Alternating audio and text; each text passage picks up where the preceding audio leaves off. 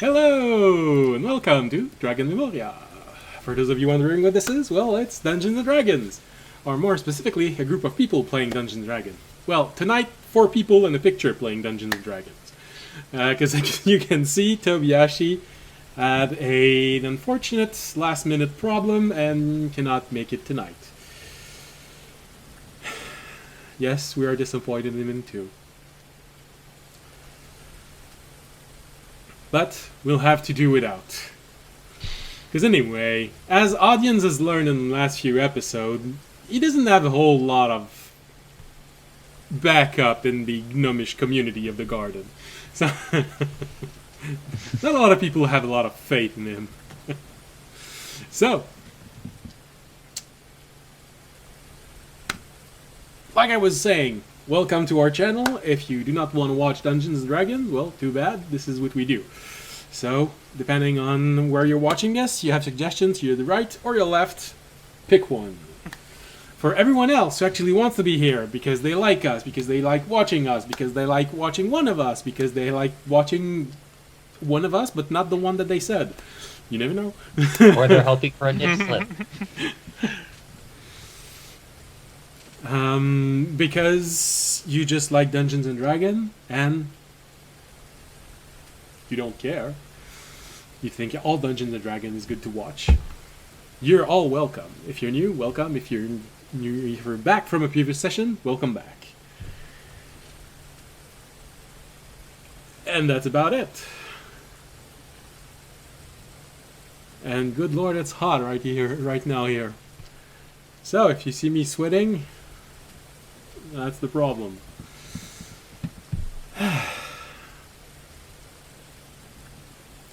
And if you like the rain and the ambient music, no, it's not outside. It's not one of us peeing right now. It's rain. So, well, technically you could say it's a god, but that's in game. So you can ambient mixer if you like the music. If you like the ambiance. It's described in the information below the window. You can make your own ambience. You can browse through ambience that other people made. You only have to pay when you download, and it is royalty free so long as it is just that, an ambience. So, I think that's everything we had to say, and the rain has just stopped. What an opportune moment to start. Time. Yeah. Here we go. And we go into tonight's game. Sponsored by... Oh, nobody. We don't have any sponsors. Sponsored by HeTap. That's right, they're expanding, folks. Alright, so... Last episode. The party reunited in the Tavern of the Garden after a good night rest. Their plan was to talk about the next step in their adventure and distribute the rewards of the last few weeks of adventuring. Unfortunately, an impossible-to-resist opportunity presented itself to make points with other adventurers of the garden while undertaking a secondary quest. Well, impossible according to audience anyway. And mostly to make point with one of audience's person of interest. But, you know, he can be very convincing. I don't know why I keep having the flashback of the Lilo and Stitch. He's very convincing. All he has to say is, eh. Alright, so, once again, the party member had to put their shopping needs in second. Well, one party member specifically had to put his shopping needs in second. And anyway... It's tradition. Yeah, well, he doesn't mind because it's for audience. You know, and just like a good mother, audience always comes first. Oh. Oh my. It's gonna be one of those nights.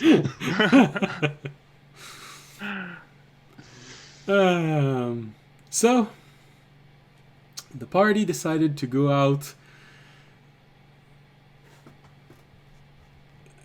in an emergency to solve this quest, but not before they were made aware that Fisher might be in for rough, humiliating time by the time he comes back, and to be made aware that one of their requests that they'd forgotten since then could be fulfilled, and that was to talk possibly to a diviner, which they did not already have a problem with. Well, not yet anyway.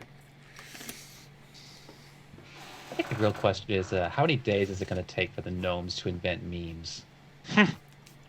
You mean they didn't already have Assume they them? haven't already. Yeah, I was gonna say. I think they. You do know they are specialists. At least half of the gnomes are specialists in illusion. You know, they all have the minor illusion cantrip. That's... All right, then, better question. How many memes are they going to make of Fisher by the time we arrive? There's many to probably count. going to be an encyclopedia somewhere. Welcome to They're Fisherpedia. inventing 4chan for it. All right, so... Fisher. having this very interesting and I can't find a word for it. Interesting revelation of what's gonna wait for them when they come back. They leave the garden through the portal, and they find themselves. Open up the map, which makes me think I should probably try and send you a up-to-date map with all of the name of the villages that you've seen so far. Two. Probably be helpful. Yeah. Well, this one is a bit big. I'm not sure that our Discord would be able to handle it, but I can always try. I can't help but notice that the village of Alderaan is missing. There's just a big hole there. I wonder if there's a reason. Oh, it's too big. Alright, well, during the break I'll try if I can't find a way to make it lighter. And then send it. Alright, so... Oh, well, but I can at Make your least... files lose some weight. No, but I was gonna say I can at least send you a portion of the map. Where is my mouse? Of where you are right now. Yeah, that's right. The best way to make your files lose weight is portion control. Oh, goodness. If only it were true. And this is where you are. You are here.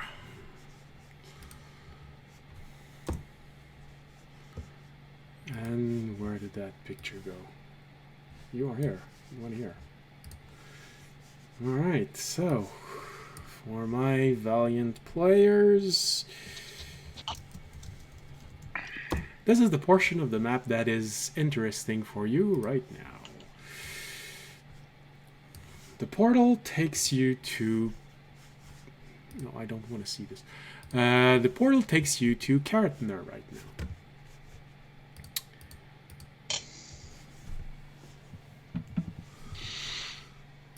So it shouldn't be hard to find on the map. It's on the left.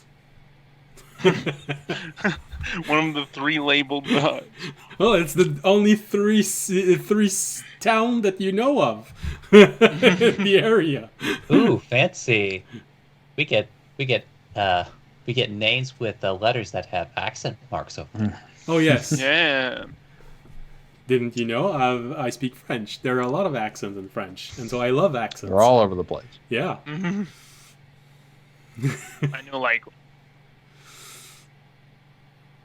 So. The Yeah. Indian Chinese would like to have a word. Well, I heard more Japanese when I was young, so probably it would be more with them. But anyways. So, you appear roughly half an hour outside of Caravan.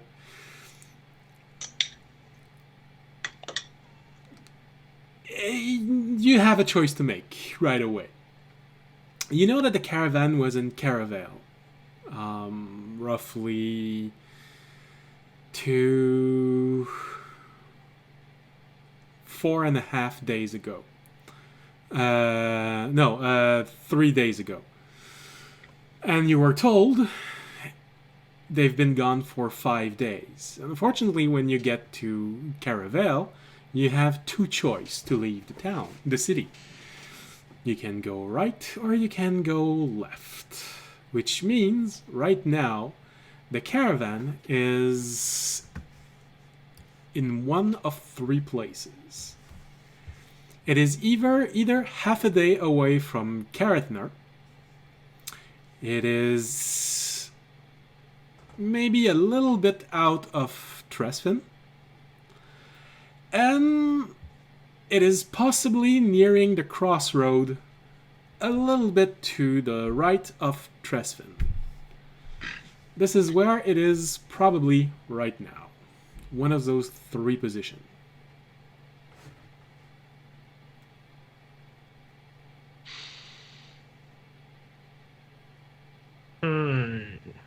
Well, audience. Well, I think we stick with the plan, and we said it was most likely going to be going to Karithner. So I think our plan sticks, that we hope it's outside there. And that's where just because it's like the largest and safest cities would be the one most likely that they're going to spend the night in. All right. Hey, yeah, that makes sense. So, especially with the large caravan, especially because I think after this, I think there's no more cities. Am I correct in saying this, between there and where the Silver Dragon's monastery is? No, absolutely not. There are no other. There are two towns. The reason why you have the names of two towns right now is because they are towns. They're not villages. So you've either heard of them or have been inside of them during your travel up to Grosvenor at the very beginning. So they are towns. They could accommodate a large caravan, but Carrickner is the largest city, the last extremely secure point before reaching the mountain. Yes, then my guess would be that Karithner, they would probably stop in to get any last supplies or make the last night in a safe place before they make the final push to the mountain. Of what I know of large guarded caravans, so I think our best bet is probably to head to Karithner. Yeah, at least we can Right. ask if they've been there yet. Yeah. So, I guess, quick march to Karithner, guys. I will jump on my cat. I win! I predicted that audience would summon his cat as soon as he was out. Yeah. Just my level 2 spell. Alright. Alright. And I will jump on my cat, and we will start heading towards Karithner. In a quick, I'd say in a brisk pace. Yeah. Do we have the wagon? I believe Yes. you did. They We did. have the wagon. Yes, there was that whole scene about how like we were actually leaving with. With the wagon. Mhm. So I assume you guys are in the wagon, and I'm on Banga. And So- we just assume I'm good at handling the horse by now, right? I don't have to. Well, since you've had a natural 20 and very high rolls, the horse knows you. So Cool. you'd only have to make an animal handling check if you have something very hard to do, like chasing after someone or... Okay, my friend, go backwards. Animal handling, it's like backing up a semi truck with the horse. All right, Jorg. Time to climb the side of High Hrothgar off steep cliffs using the. Wait, what? I never did that. And jump. And don't fall. Uh, All right. Well, you are near mountains. If you want, if you really want, you can probably.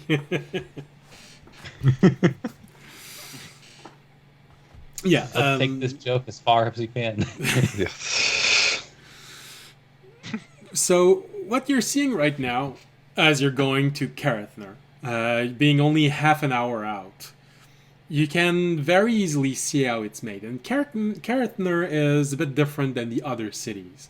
You get the feeling that it's probably one of the youngest. It's not as big as the other one that you've seen so far.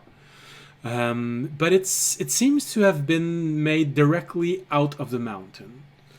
Some part of it do seem to connect directly with the mountain. It is a very defensible position. It would be very hard to attack it. Fortunately, not a lot of people can actually attack a city which is literally in the middle of a kingdom. Usually it's the last one to be attacked. But, nevertheless, it's more built in height than in width. So, you see that it has 2 rings, and the last one is probably reaching, the third one is probably reaching the point where they would start thinking about making another wall to cover it. So there's a large portion of poorer hovels and houses outside of the wall, and then suddenly you have the wall, but you can see because of how elevated each level is. The second one is probably a bit more rich, so probably more merchants and things like that. The third ring is most likely the oldest part of the city, and also where nobles would live, simply because it is nicer, it is a bit older, more reputable. And then there's the keep itself. No. Not there. You said there you Avery. probably would. I was unmuted that whole time. Yeah. Yeah. Sorry about that. You mixed everything up. You unmuted yourself to talk, and then when you started talking to And us then- again, you muted yourself. I muted myself. Yep. So I don't even know why I was muted in the first place. no, I think you tried to mute yourself when you started talking, but you clicked it Missed it. twice, so you missed it, and Oops. so most of what you're seeing is this city, and it is slightly carved inside of the mountain, sort of acting a little bit like a half bowl, protected on 2 sides. Behind you, there is large plains, and you can see in the distance large mountains, where apparently this is where you're supposed to go. From where you are, you'd suspect that walking from there would probably take you most of the day, if not the entire day. And they're actually quite high. Most of the mountains to your left, well, if you're looking at the mountain, it's right in front of you. But the mountains aren't necessarily all that high. Only a few peaks reaches where you'd have snow on them, but most of them they just look like ordinary mountains. However, the mountains that are on the other side, they do seem to go high very fast and a bit steep. And of course, at that distance, you can't see any detail which would allow you to see a monastery. Unless you have something that helps you to see in long distance. Terry has true sight, 10,000 feet of true sight, right? He can see stars. Well, Only I could ask him to look.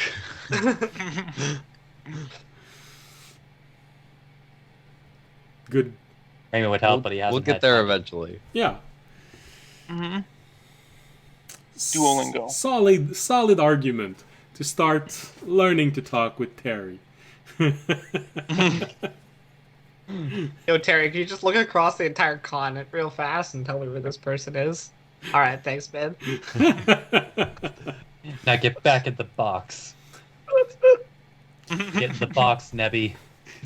Well, to be fair, Fisher did ask for a very special box for him, which is going to be ready in 2 weeks, just about. And it has multiple rooms. Ooh, He's going to be living in luxury after that point. I want a box like that. Yeah, I spent like 1,000 gold on it. All right. There better be like vibrating seats with cup holders. Well, actually, if Heated floor. if you want to know, here it is.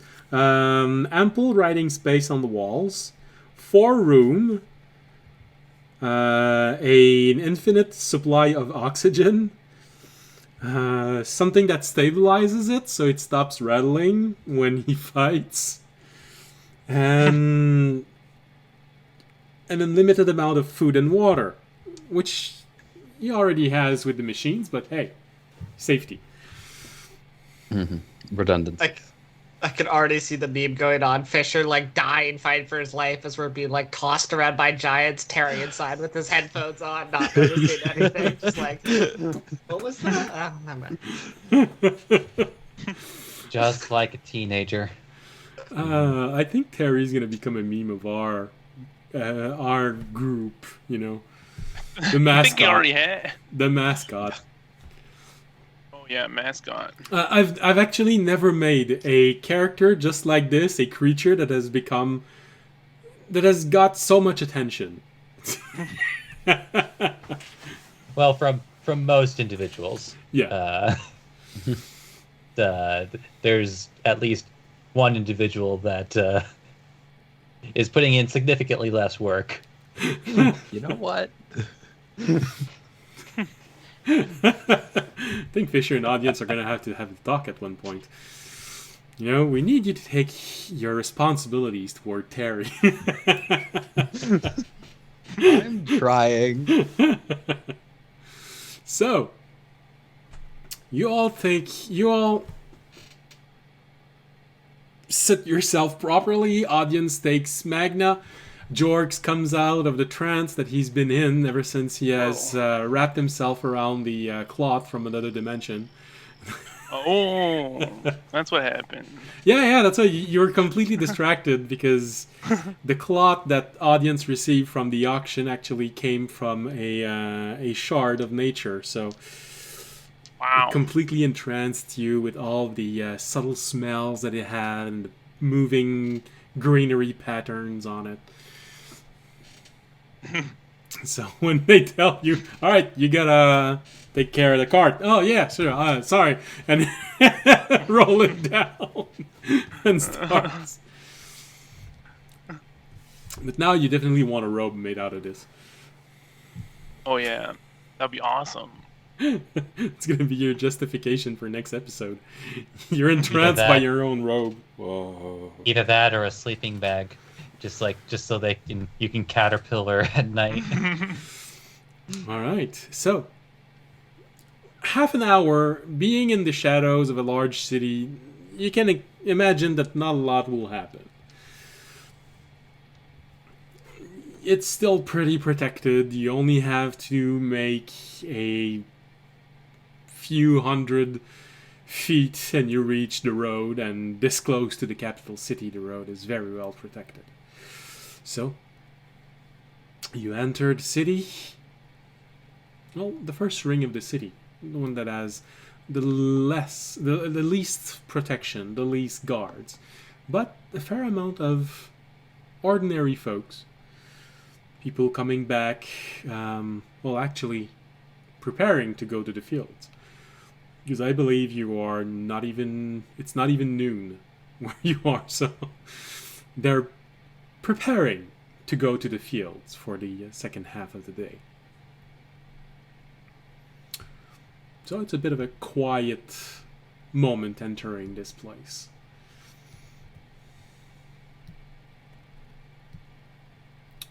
So, what do you do exactly?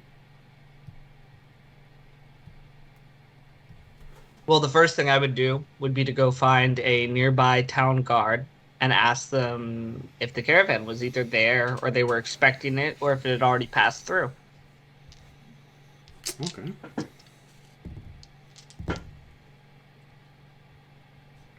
It was well guarded. You couldn't have missed it.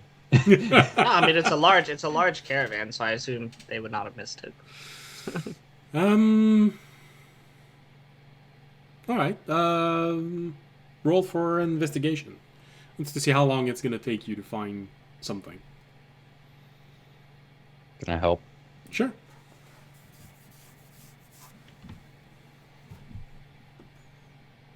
Are you helping by rolling your own roll or giving me advantage? I would suggest you roll your own roll. No, he takes Terry out and he puts it on your shoulder. He's gonna help you. Like, here you go. 10. Oh, gee. Better than me. So we're going with the 10. What did you get? I have -1 to intelligence. I got a 7. Oh, Ah. Hey guys, did you know I can't roll anything less than a 10? Nice. So you watch those two trying You should to have said something, Raimi. You watch those two trying to attract the attention of guards to ask them question about a caravan who is trying to get to a mountain, knowing that the last few shipments have been intercepted, and you feel this exasperation inside of you growing with every question they ask. Have you seen a large caravan? It had treasure in it. The guard, okay, so where was it going? It's going toward the mountains. Are you sure it was supposed to come by this city? No. What did it look like? We don't know. Did you know who was driving it? Maybe an elf, a dwarf? No, we don't know. And what was the content? Something precious. Are you the people trying to intercept it? Well, listen. For good causes. No. Actually, thinking about it, probably from Raimi's perspective, it does sound like something shady. It's like suddenly Raimi's hiding because he doesn't want to get arrested. After half an hour of rattling every guard they can find, Remy suddenly starts hiding whenever they reach a guard and ask questions. After, I'd say, a good hour of talking with as many guards as you can, you don't find any clues. Knowing that now everyone is looking at you as if you were the one trying to attack the caravan.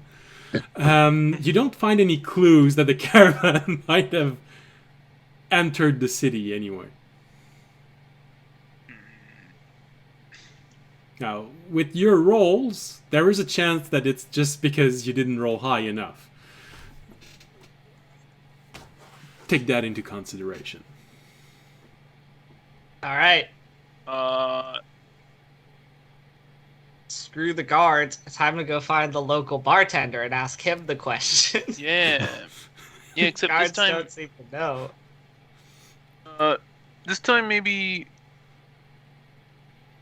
No, wait. Raimi can't really do a whole You lot. realize the problem here. You realize the problem here. Why I didn't speak up earlier, because you guys literally have to feed Raimi the questions. Yeah, I was just about to say, like, what if we start asking? If we repeat it enough times, Raimi can start asking the questions. Oh, with a 10, you probably thought about it. But Remy refused to say this because he knew he'd get arrested if you did. Alright.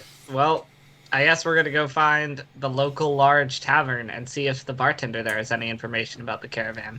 Alright. From Guards local are news useless. or heard about it.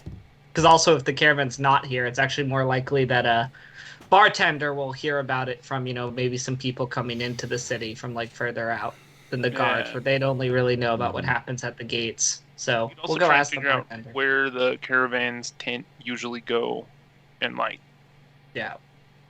Okay. I guess the bar would be a pretty good place for that. So, you relatively easily find a good tavern on the first ring. Usually in a city this size, you'd easily have 2, maybe 3 taverns that are very occupied. So you start asking questions, and the first tavern that you get to, start asking questions to this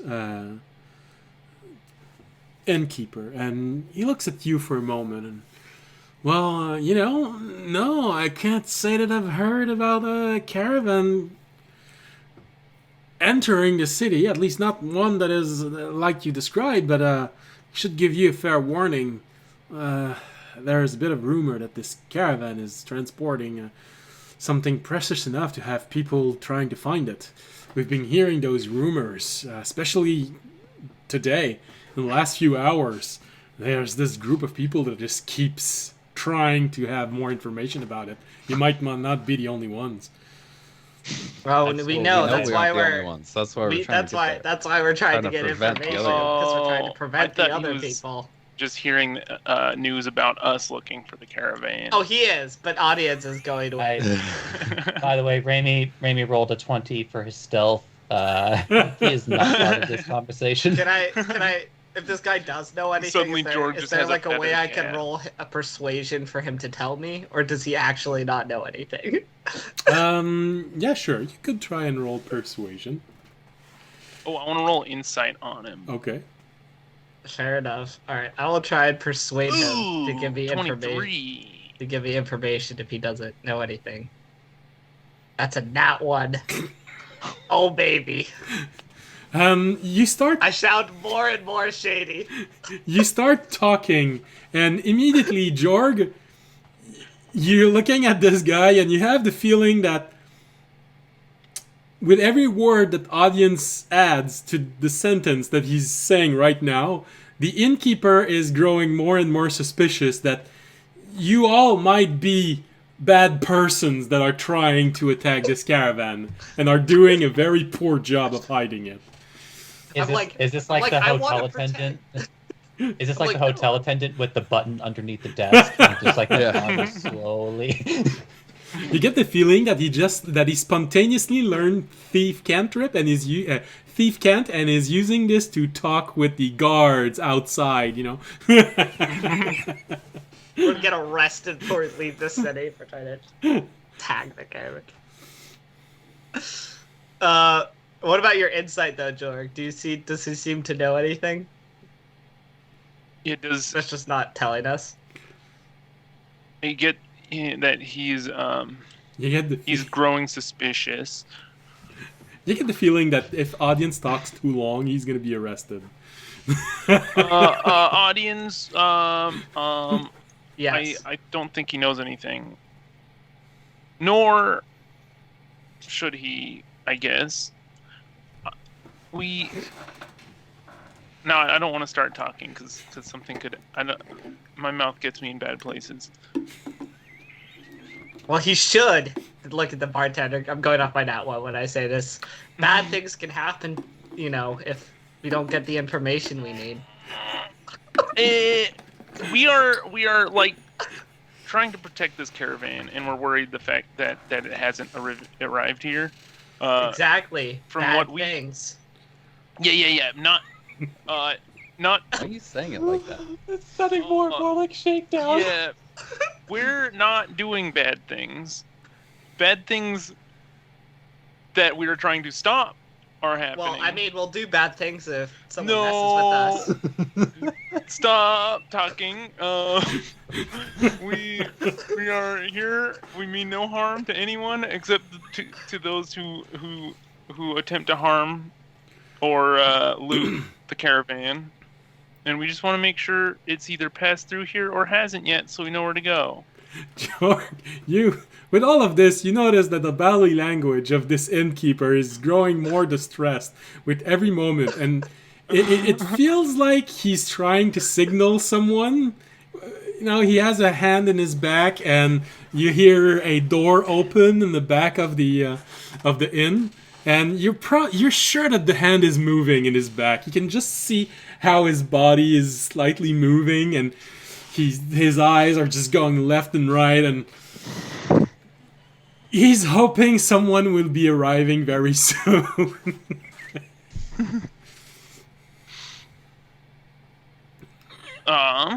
That's twice that audience has almost Anyways. gotten the party. Oh, audience doesn't know. Someone needs to tell audience to get out of here. I'm going off by nat one. Yeah, We're gonna be on our way now, audience. But we haven't got anything. We're not going to, nor are we trying to. We're innocent people just doing our things. You know what? You know what? This is a situation where, like, for the first time ever, it's like an invisible force seems to be trying to hold audience's mouth shut. For some reason, audience, Silence. it's like trying to talk when you're in winter and there's a strong wind. Your mouth is starting to get it's a bit hard. Audience will follow the party out as he leaves. He'll turn that. Just be like, just know if we don't find this caravan and you knew something, it'll be your fault, and I will come for you. Muffle. As I pull away. I'll be yelling over him. Thank you for your service. Good luck. Tobiashi just asked all of you, so did you get the information you needed? From the cart? No, I don't understand. No thanks to you, Toby. Everyone's being quiet. No one's telling us anything. I don't know what to do. You came off a little strong there, buddy. Did I? Yeah, he didn't like. He thought we were nefarious wrongdoers. I'm for the first time, audience actually gonna look around at like all the guards walking past us, like, are they like giving us eyes of like these are the people that need to be watched? Make a perception roll. 7. Jeez Louise. Well, you look around and, you see a lot of people walking about.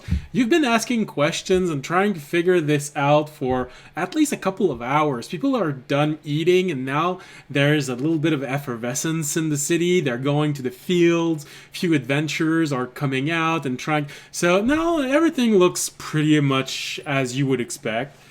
Remy, with your passive perception, you can notice a few guards that have been most likely ordered to keep an eye on the party.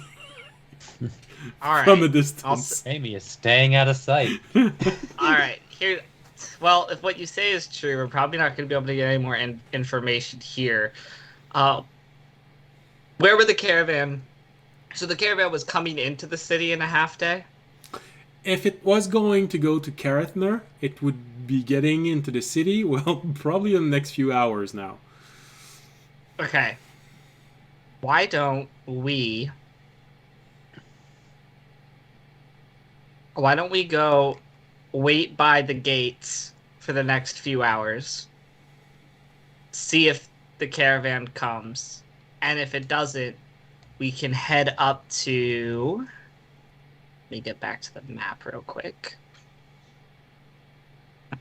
This might just be me just totally having misunderstood something a while ago. Is the caravan not an airship? It arrived on an airship, but then it went down and it used the road. Okay. It is no longer an airship. I was like, this is a stand at the gates. Right, we can head up. There's only one road up to the monastery, right?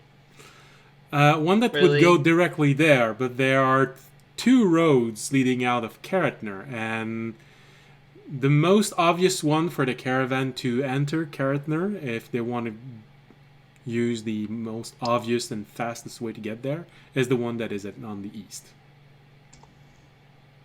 Okay, we'll go wait on the east road for a couple hours, and then I think we'll actually not spend the night in Karithner. We'll head up past Karithner to a crossroads near to where the monastery would be, where the caravan basically has to pass, since we know we're probably ahead of it. And we'll go wait for a crossroads. So we'll either probably catch up to the caravan if it has left, or we'll be able to wait at a crossroads and join it there once we get far enough ahead. I think that should be the plan. Sounds like a good plan. Yeah, sounds good. All right. So I guess we'll head to the East Road to wait for like a couple hours to see if the caravan shows up. All right. Also, probably good to make introduction before the caravan enters the city, so they're not told to like watch out for our party and then think we're trying to attack them. So, with this, well, for Jorg, Remy, Fisher, and Tobiyashi, with this failure, but with audience, just because there's a lack of information, that's all. That's the only reason why. You all leave the city and go on the road to wait there, just in case it's, caravan hasn't arrived yet. You wait a few hours, and so you go just a few hours. You go, how far out do you go? I'd say like probably an hour. An hour? Okay. No, we wouldn't go that far. Like a half hour. There's no reason to go that far. Like a half hour. Okay. So you just leave a little bit out of town, and you start waiting. Remy, your passive perception allowed you to see that was good. That was a good idea. You see a bunch of guard following your group from a distance all the way to what would be the limits of the city and stay there. And some stay there. Most of them go back into the city. It's not like we're gonna go set up an ambush for the caravan right now. Like, don't worry about it. Don't worry about it. So you leave the area and you wait a little bit. Do you wait in the middle of the road or do you go outside? We bait in the middle. I don't want to look super shady. I don't want to look like highwaymen just like on either side of the road, like preparing an ambush. Well, I know that audience rolls more natural one than Sam does, but you never know. No, that one has now had its effect in the city. Once I leave the city, audience is like, wait, what the hell was I saying? Like, I was dumb. What happened? It's just the influence of a city. It just had low blood sugar, and we were walking for a long time. Yeah, I need a snack. A pull piece of dry. I just was low. Was hangry. You got hangry. I got hangry. You needed a Snickers. I thought you were just trying something different. I guess that wasn't the case. No, that was very bad diplomacy on my part. So I shouldn't have been taking notes. No. Throw away any notes you just took from that interaction. That would not help you. Good to know. Hey, hello there in chat. Someone said hello. Hey.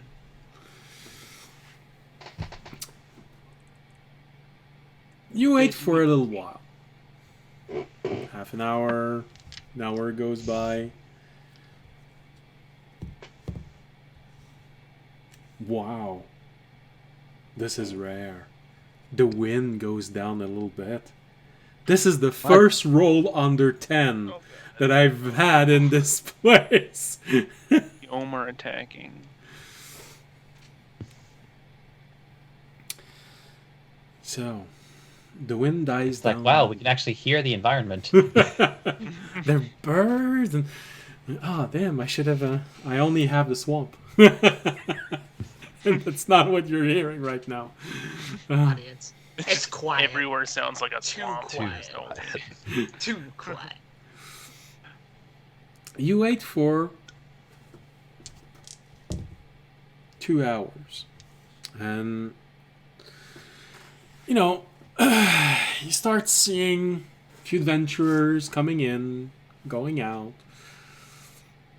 Then eventually, does anyone roll a perception roll? I mean, I think we'd all be Probably being perception perceptive because we look for things, but yes, I will roll a specific. Oh. Ooh. I'll roll, I guess. So, Hmm. a good roll 15. tonight, maybe? Oh my god, a good roll tonight. 18. Wait, I'm on my cat. I get plus 5 to that. 23. Damn. Where was that in half an hour ago? No, I was told you I was hangry. I'm no longer hangry. You know, Dragonborn, they need to have a whole lot of protein in their diet. If you don't have enough, that's what happened. Spice. So, it takes maybe 2 hours before you start getting the impression that you really made a good, a strong impression in the city, as you see a large patrol coming from the city, leaving the road. A good group of 10 guards, well armed. And you see them as they're approaching, they're looking at everyone, especially caravans. Everything that has a cart, basically. You see them looking inside the cart, looking at the people. They all have parchment paper, you're not sure what's on it, but you see them unroll, Wanted opening posters them, of us. looking at everyone. We're not wanted in the city. They're gonna be here maybe in 20, 30 minutes at the pace they're going. Do you remain in the middle of the road, or do you leave?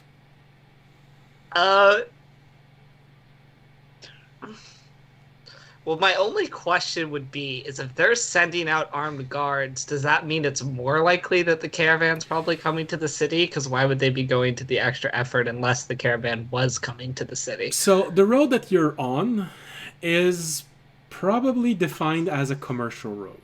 These roads are more guarded because this is usually where caravan go because it's faster. There's more Okay. guard, but usually have to sleep during the night outside.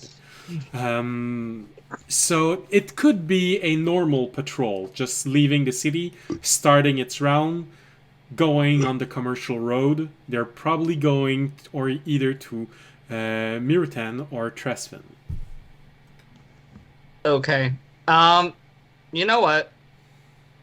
Let's just go up the road a little bit. Let's just skip Let's just skip the city.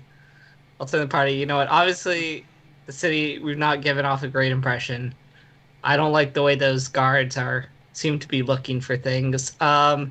Let's just head past the city, and we can wait at like another crossroads, like up past the city, which we might have a higher chance of running into the caravan up there anyway. And if it had gone through some of the other towns. So why don't we just enough. head up? Just might be a tougher night, but I don't think we were gonna sleep in that city now anyway, so we'll have to make a better impression next time we come back here, I guess.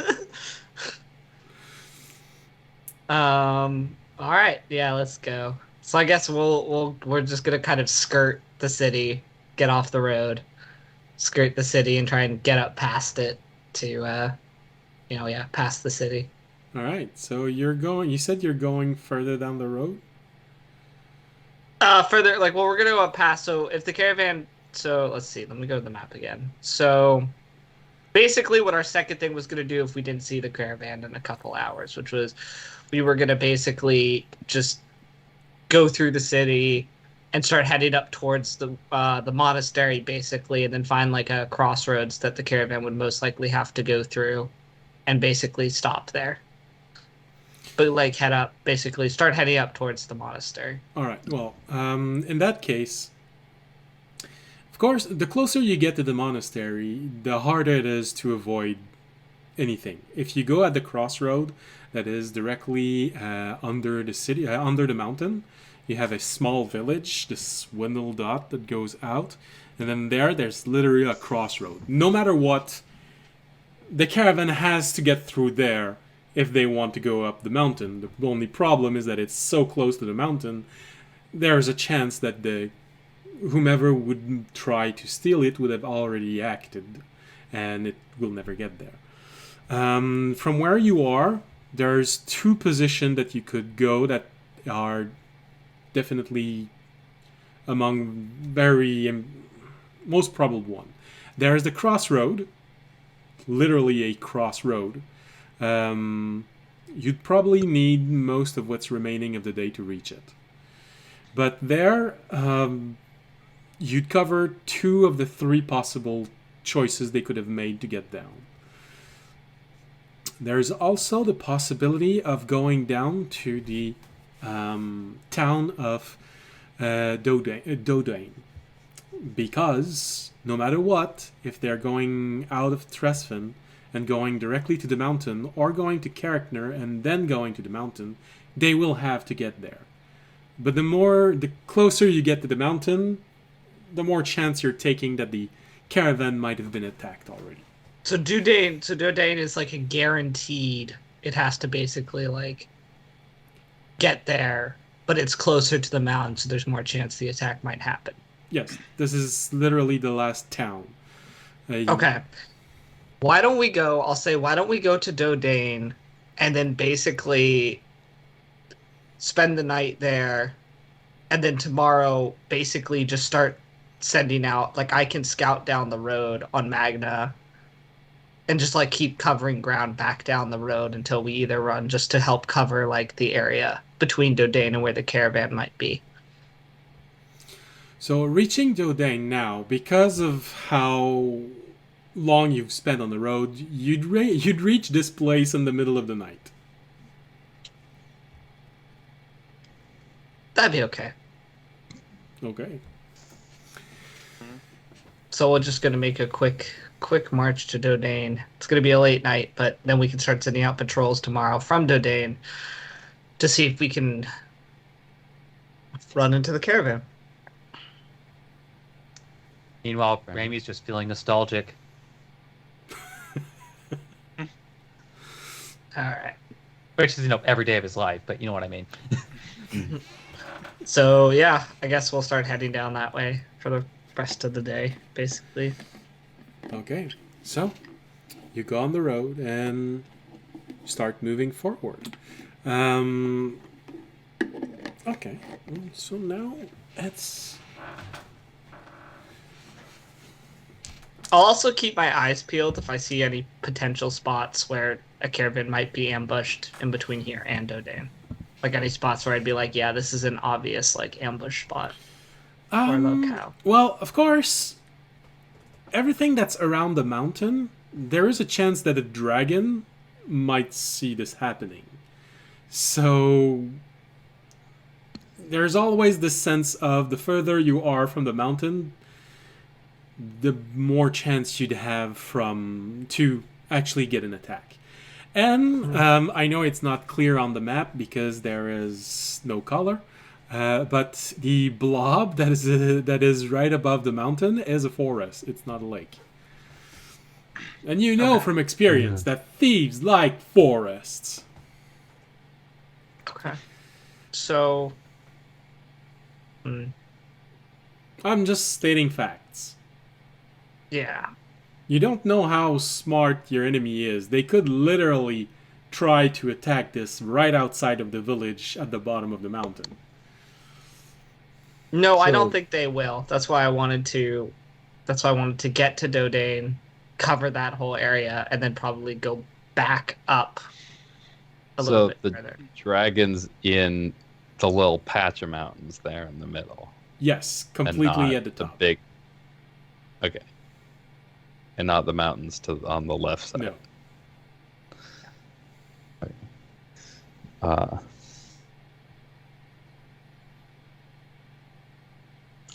okay.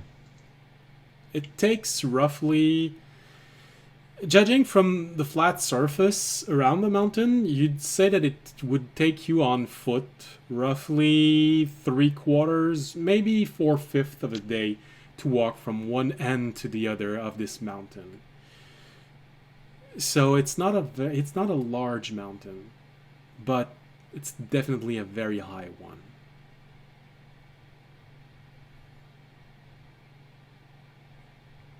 All right, so you go first to the crossroad. Well, of course, as you arrive in the crossroad, you know you always have a possibility there. I don't need to see the weird kooky dude. Yeah, nothing. We'll just You okay? not I could buy try and anything. sell my trinket, but I don't need to do that. All right. More important things to do. All right. So, you'd probably arrive there at this crossroad, nearing sunset. There's not a lot of people on the road anymore. Being a commercial road, you do cross a caravan. Well, this one, however, feels a bit weird to be the one that would be from the dragon. It's very elven in appearance. You know that very close by there is an entrance into the elven forest.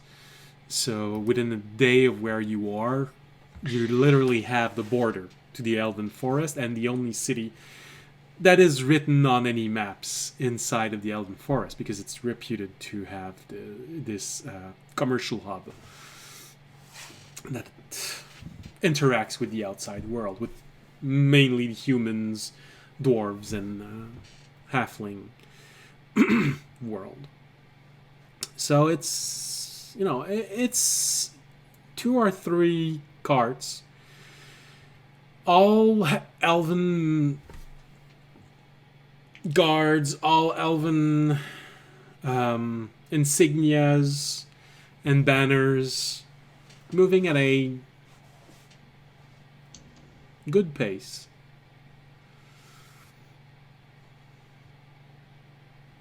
I mean, audience, in this very upfront way, would probably go up to them and be like, "Hey, are you transporting anything for a dragon? We're looking for a gift from a dragon to another dragon."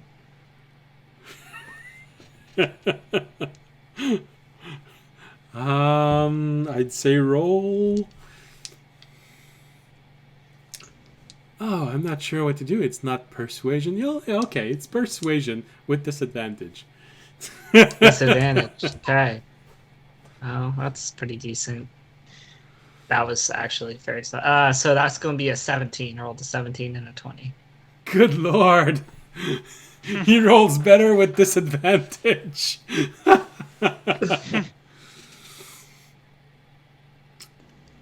I just want to state for the record, that should not have worked out.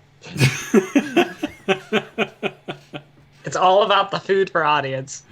It's if he's hungry or not hungry. You notice for the first time, Remy, this is such a difference. He was clumsy, saying weird stuff when he was in the city.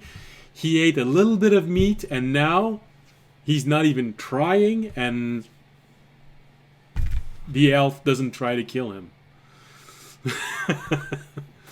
It's in the way that he says it. He followed all of the good things that you need to do in order to reassure people. Instead of arriving with closed fist and hand on his hips and demanding to... No, he arrives with hands up, open toward the caravan, and we just want to know if you're carrying something for a dragon. We actually want to help protect it. And... it's amazing. It's day and night. Well, actually, it's night and day because you're mostly at night now. Maybe it's even the way that the moons reflect on his scales, The Remy just makes a mental note to always carry around a box of audience snacks.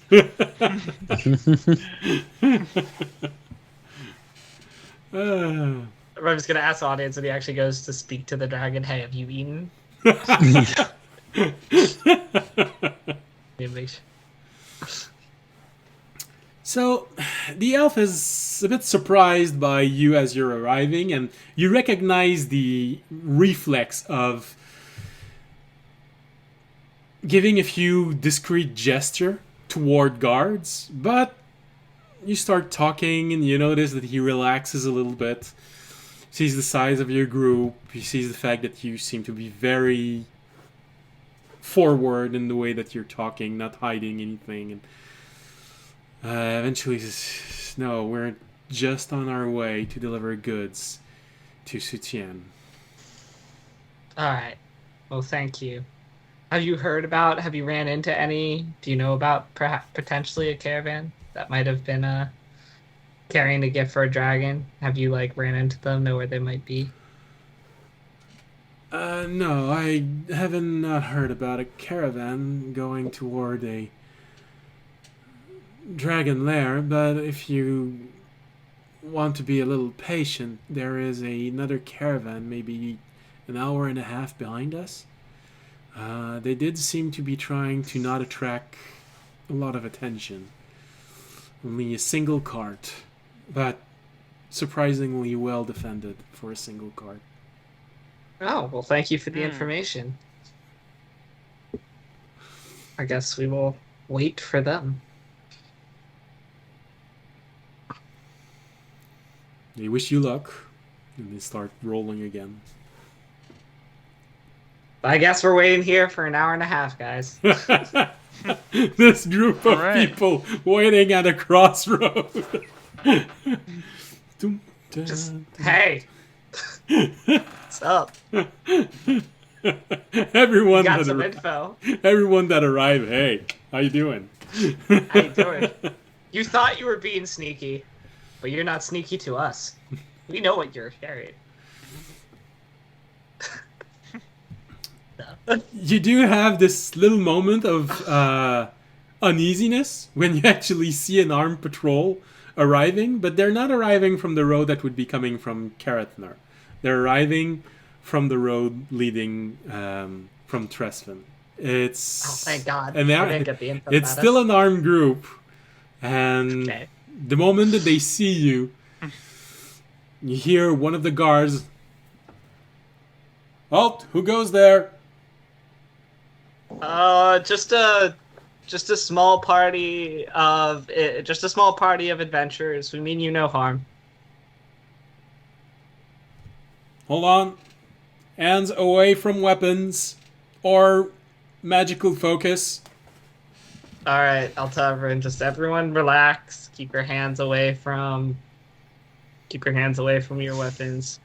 I'll say, we are looking. As the group of adventurers, we had got some information as we are headed up to the monastery right below where the Silver Dragon lives, that a cart carrying a gift from her lover. I don't know about dragons have lovers, but a dragon trying to court her was being sent up there, and we got word that some recent carts had been attacked and had not reached that goal. So we thought, as adventurers, since we were headed up there anyway, we'd be loath to not lend our skills to that cart in helping defend it against any bandits or barbarians that might try and hurt its process. Okay. Let's see if audience needs a snack. All right, another persuasion. Yeah. All right. Very solid 15. Okay. You get a feeling that he's starting to need a snack, but it's not on the point where it will help you survive. So they have Remy had a single hand on the box with a copper coin in his other hand. It's like he was preparing to make a platinum truffle just in case. Not a platinum. I'll get me addicted. So You find that addicts are very easy to train. Ooh. And we're gonna move past that statement. let's move on. Let's move on. All right. You still get thoroughly searched. Well, they don't rip out your backpack and force you to empty them on the road, but still, you just at least get searched. They take the time to look at each and every one of you. You see them open up scrolls and looking at you, and you don't know if it's because you overreacted before, or maybe this patrol hasn't gotten back to Caravan yet. But they don't seem to have your pictures on their wanted list. I actually do have to ask, precisely how are they interacting with Raimi's inventory?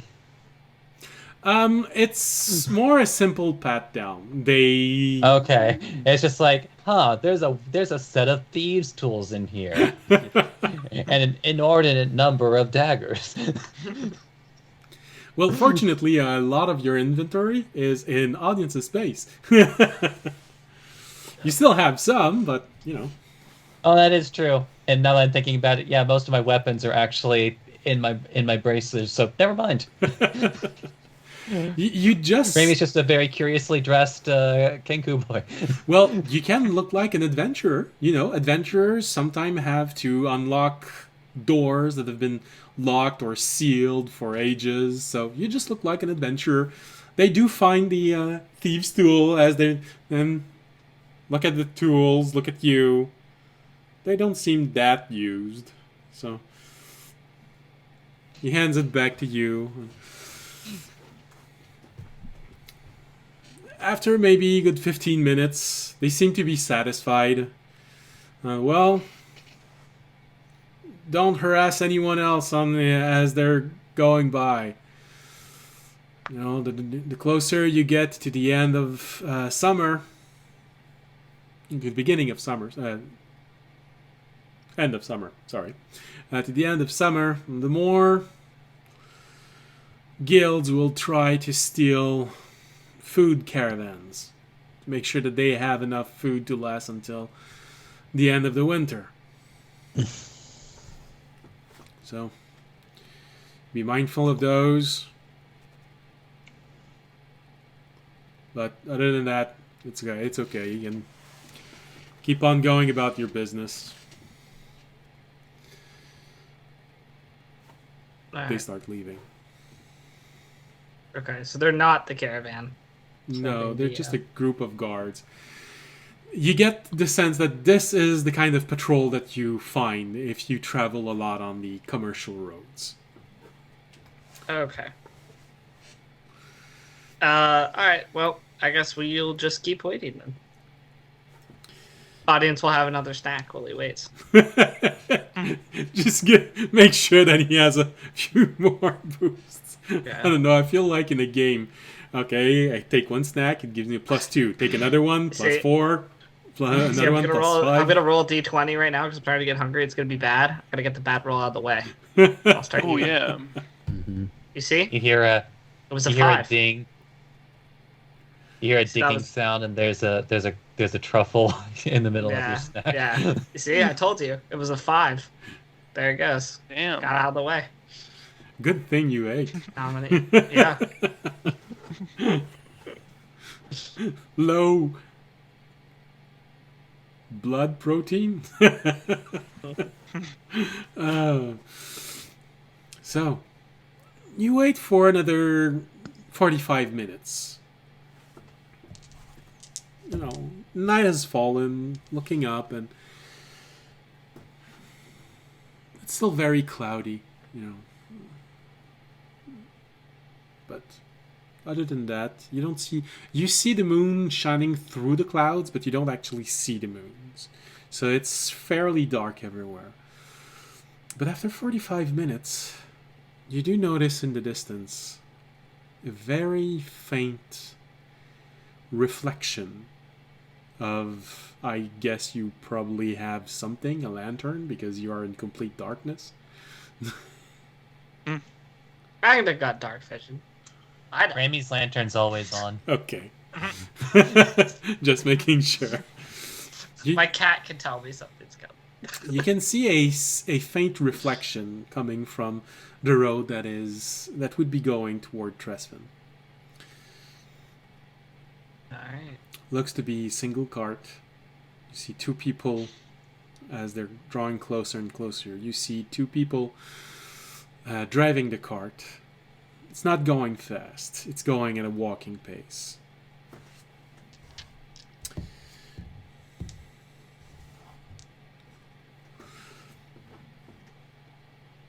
You see it slowing down. What's the order of your group as you're watching toward this place? Who's in front? Who's hiding? Who's in the back? I'd probably be on front on my cat. Whoa, that's intimidating. Middle of the Good. night. George would just be sitting, doing his thing. Okay. We've got our cart, right? Yeah, Yeah. Tobiyashi's protecting the cart right now.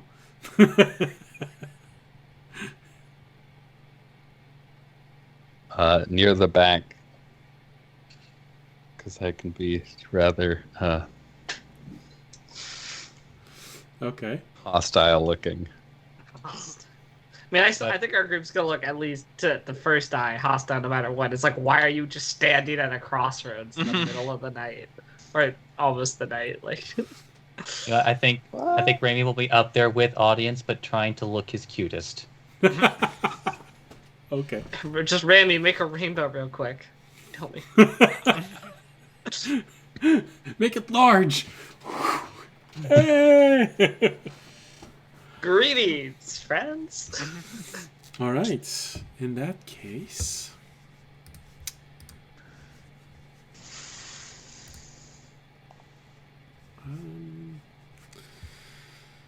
And magically, Ramy has acquired a Girl Scouts uniform, and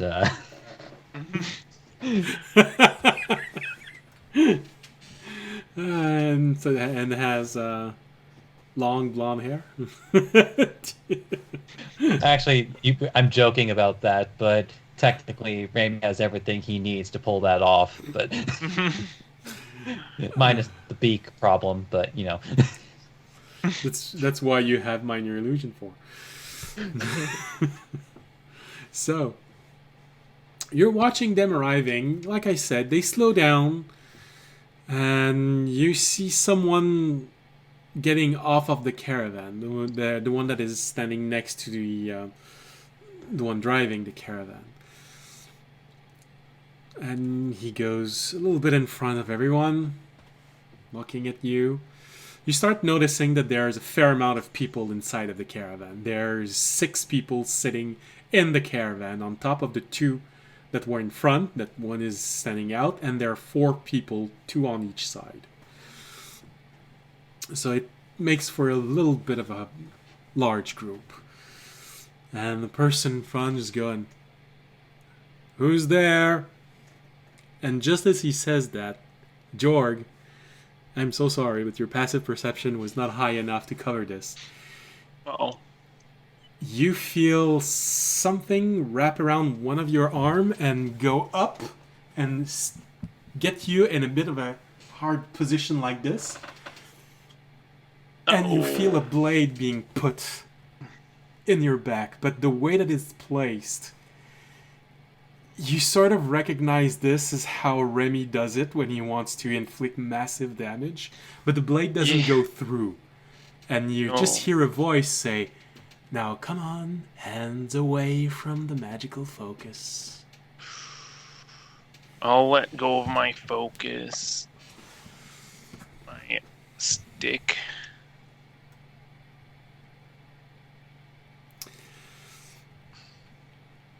It is said And I'll put my very hand- subtly, so no one hears this. But No one hears. Okay. Well, I won't say audience anything either. will introduce himself very similarly to he did to the other Garvin. Hey, we're just a group of adventurers. I'll mention that we're from the Garden in case they. Well, no, actually, no, I won't because people who don't know about that, that's not going to carry weight. I'll just be like, hey, we're just a group of adventurers. We've been out here because I'll basically just say the exact same thing I said to the other caravan.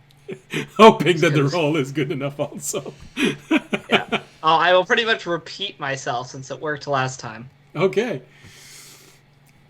Go make a persuasion roll. And I guess since Remy is right beside you, he can help you. Remy, help me. Make a Yeah, rainbow. it's just like We're yeah. friendly. Yeah, so just like rainbow just makes a rainbow and greeting.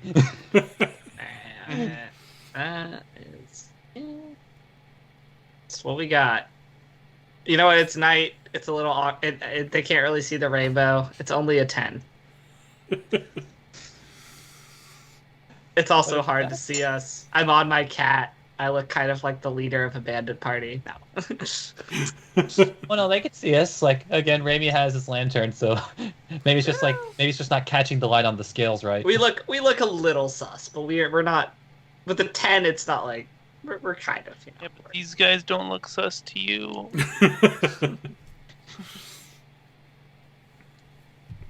10's fine. I'm not saying anything.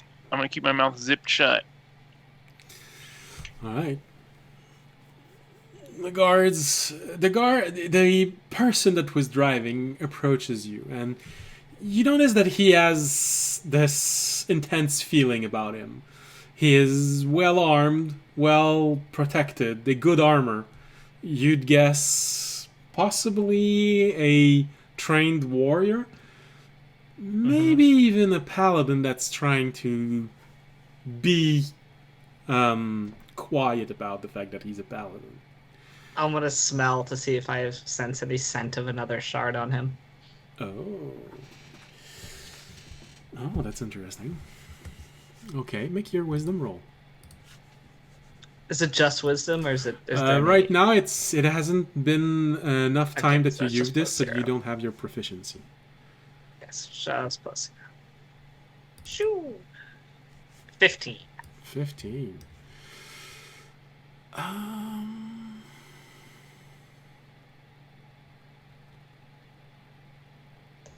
Okay.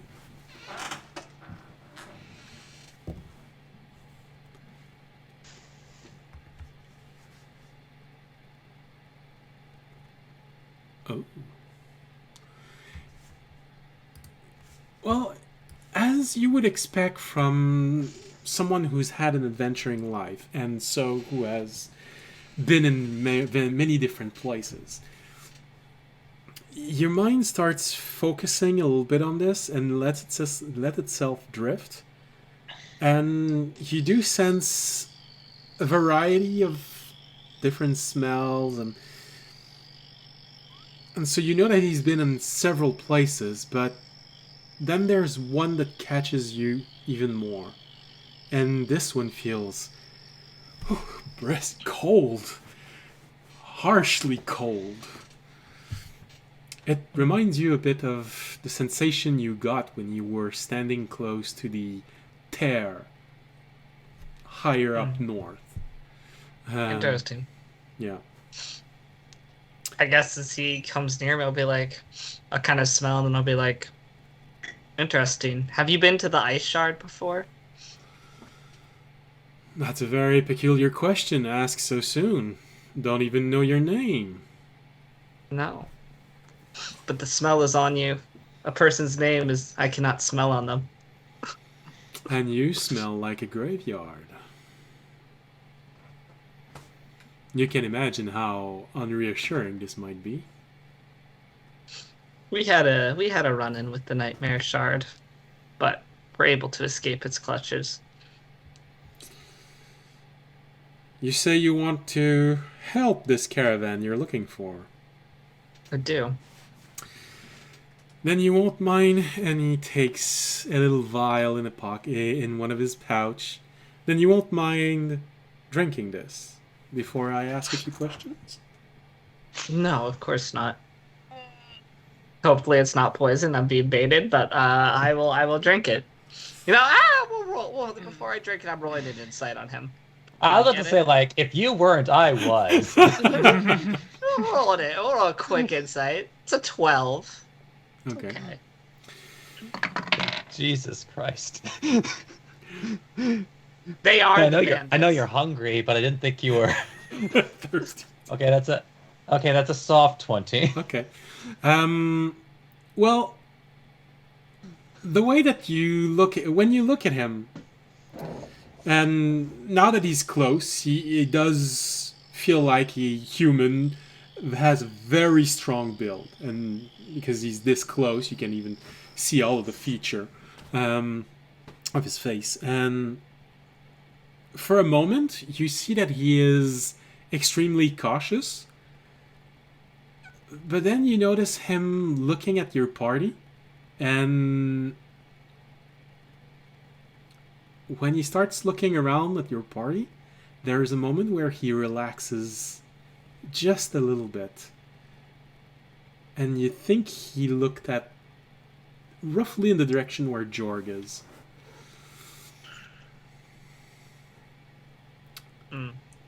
Now that he's a little bit more relaxed when he offers this, you get the feeling that this is not just juice. There's something in it, and something that has him, that would put him at ease even further if audience drank it. Well, that's not really reassuring, but audience is still gonna drink it because what's life without It's risk? gonna put him at ease because it feels safer once the big dude is dead. I'll be fine. Audience downs it. And what are Raimi's reaction? So, Rainy, since apparently there wasn't enough time to debate that. You'd have enough time It's to like, look why around, not? but not necessarily talk about it. Okay, in which case, he probably is going to look in Jorg's direction, since that did seem to set off a warning bell. With your passive perception, well, if you're looking in his direction, you could roll a perception roll.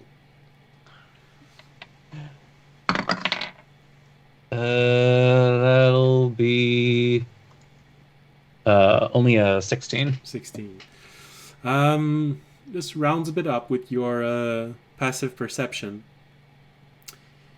You do notice that Jorg feels a bit tense. He doesn't have his staff on him. One hand is completely empty, and he's looking a little bit tense, like someone just put something very cold on his back.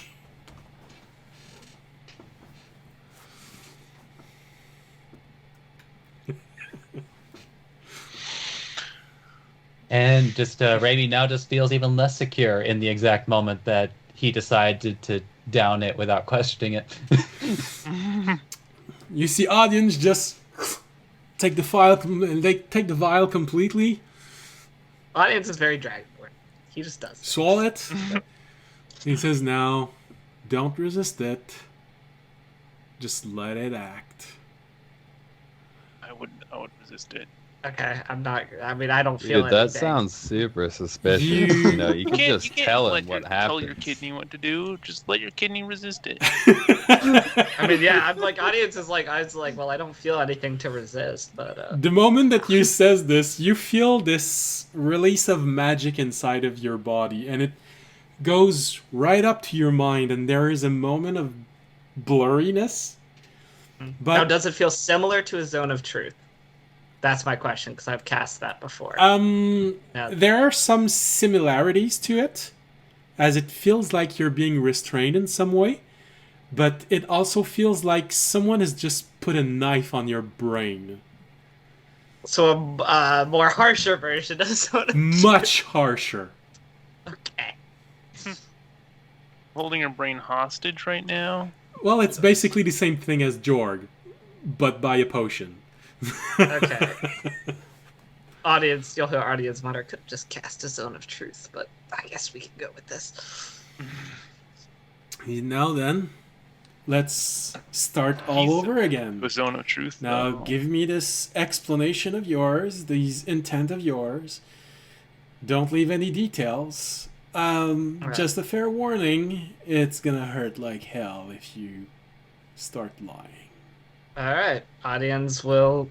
I mean, I'll give all the details. I'm completely honest. I will not hide anything. I'll be like, we're going up to the monastery to visit the Silver Dragon. I thought that if I could bring her the gift, that would help, that would help me gain an audience with her, and then so we were here to help protect the gift, since we'd gotten news from a friend of mine that many of the caravans with these gifts had been being taken and captured recently by brigands. So we thought, as adventurers, which we are, we'd be willing to lend our services and help the caravan reach the mountain and the monastery safely. Also, I wet the bed until I was 3. Hey, that was not a specific question asked. I don't need to answer that. Not in my life story. All right. Well, since you're not bleeding out of your nose and ears, I guess all of this is true enough. And what are your intentions with this dragon? Why do you want to have an audience with her? I would like to have an audience with her because I'm hoping to gain her favor and perhaps even her sponsorship for the plan I have set up with my friend to help kind of create a standing army under basically a standing army to help combat the hunter cults that has recently came into things. And I think having her as a sponsor and in support of this would greatly help the cause. You do know that dragons very often do not take part in small scales event. I know. I do not believe this is a small scale event, and that is why I'm here to convince her of that. How far reaching do you think this is then?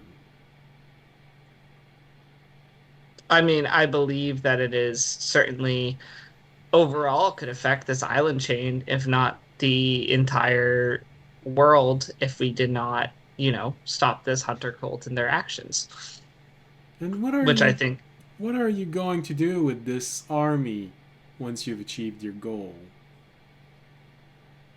the army would be there simply to help do what adventurers can't. As I said, this was created because I feel like us as adventurers can only have a limited reach and can only be in so many places at so many times. Many of the small villages suffer from, basically these events that take place. And while sometimes adventurers are able to stop it at the source, they aren't able to protect the people. And so this army's job would basically to have dedicated and willing individuals that would be able to help protect towns and villages of those from basically the events that are occurring. And I assume they would continue to do that even once this mission was completed. Who's gonna rule over this army? I'm sure it would have commanders for regions, as any army does, probably leading up a chain to eventually myself and my dragon god. Although in this chain, I'm sure it could be delegated to that of perhaps the Silver Dragon if she wanted to take command of it, as it is her island. However, that would have to be discussed in future terms. And as you said, dragons aren't really those that would like to take command of more earthly things.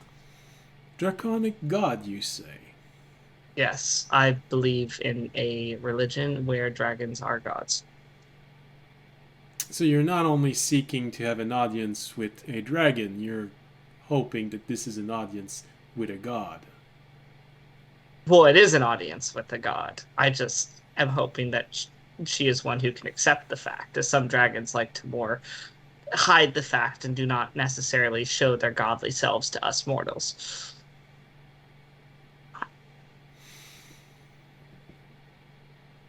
Well,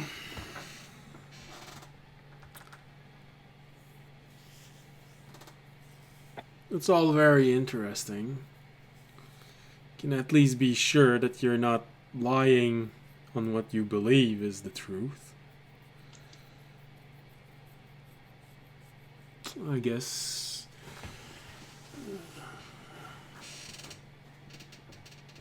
it would be okay if we let you deliver this message to her or one of her aides.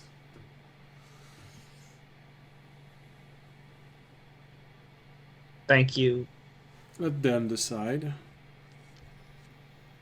allowing me. Very well. You can accompany us if you want to.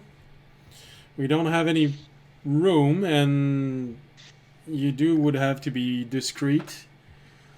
Oh, and he just points toward where Jorg is and gives a hand gesture, and Jorg, you feel the blade leaving your back, and you hear just the voice of the person just tapping on your shoulder.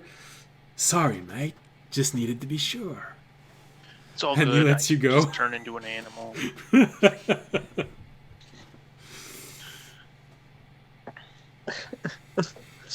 That's fine. We have our own cart, and we can be fairly discreet. We have been adventuring for. We're not new adventurers. We've been adventuring for a little while. Well, you do have the look of someone who's seen at least a few things. Come on then, don't fall behind. We're not gonna stop to will let not. you catch up. I still haven't gotten your name. Well, that's because I didn't give it. And he turns around I- and starts walking back to his car. Oh, Wow. Gonna be like by the that. way, it's gonna be like that. just in that moment when he says like, it's like you look like someone who's seen a lot of things. I just want to imagine just the audience's eyes, just like briefly go back to trauma, and then returns back to the moment. So much trauma. Every god seems to want to have a piece of my brain. So much. I will ask as he walks away. I'll be like, "How long are these potion effects last?" You should be good in a few hours.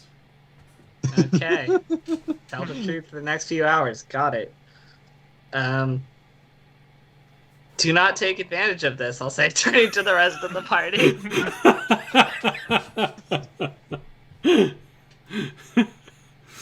As you turn around and say this to everyone, you see this shorter human still, but shorter fellow going by the entire group, just juggling with a dagger.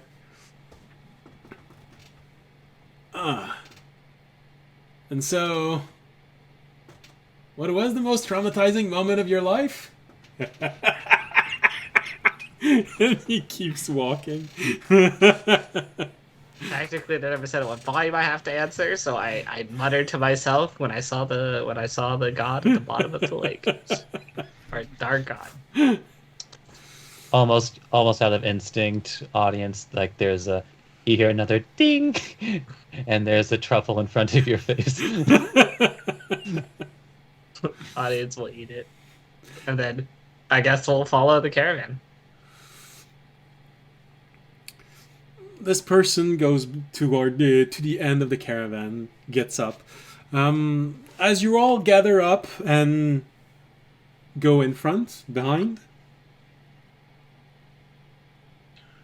Probably behind. Probably behind. Okay. You take your cart and go behind, and you have a view of inside the cart as they start moving again. Sorry. And surprisingly, there's not a lot of large stuff in there. You see a long what looked like a giant-sized scroll case, probably within the cusp of 5 feet long, but only maybe 3-inch in diameter. You see a small chest, and you see a box wrapped in something, and this one seems to have been more thoughtfully wrapped. You have this strong image of something that's supposed to have a bow on it, because it spent so much time traveling, they didn't put one.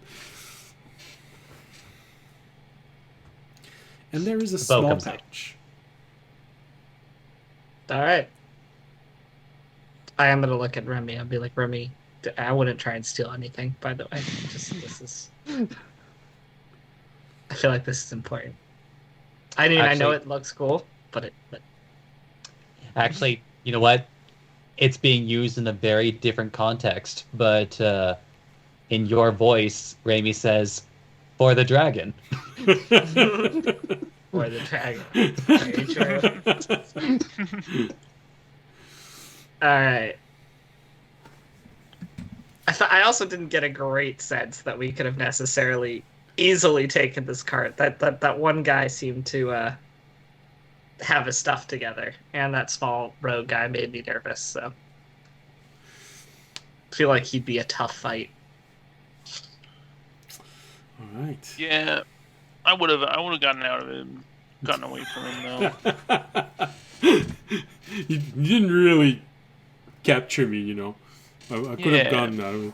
Would have turned He into probably- like a mouse or something, and I could get away. He probably had a pacifism knife. That wasn't real. Yeah, it was That a was- fake knife. I felt the springs in it.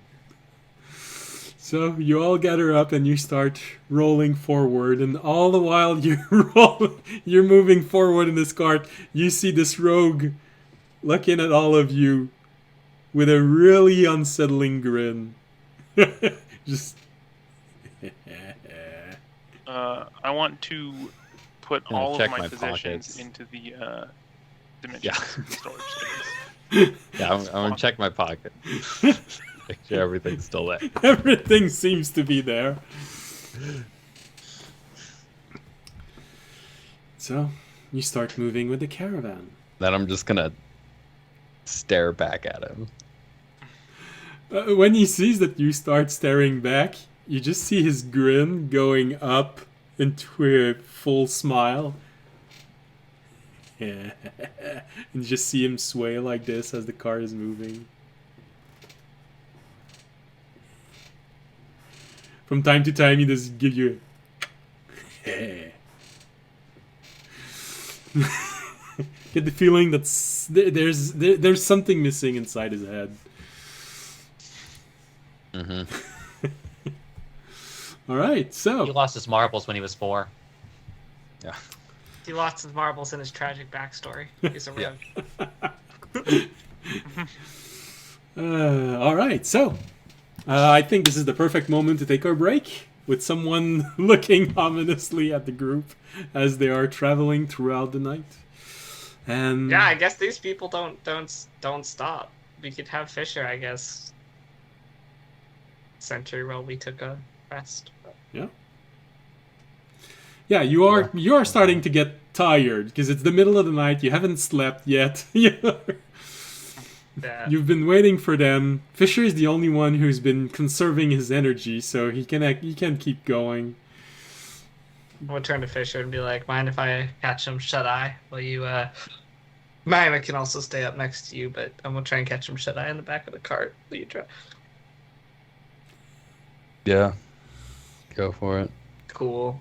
Wake me up if anything happens. Also want to sleep off the effect of this potion. Mm-hmm. All right. Yeah. Audience, have you actually slept with anyone? Your God's real. What? I just want to make sure you haven't been messing with people this whole time. Is my god real? Yes, my god is real. Hi. I'm more You didn't answer interested my in. question. What was your question, George? Have you actually slept with anyone? Or audience, do you What- want the camera to fade in as you are about to answer this question? Is it one of those where it's compelling an answer, or is it just he can't lie? Technically, audience has slept with someone, and George did not specify the connotation. So, audience There you will go. answer yes. Jorg will not roll an insight check. Okay. All right. Well, we go to the break on that interesting note. All right. See you in 15 minutes. Bye. But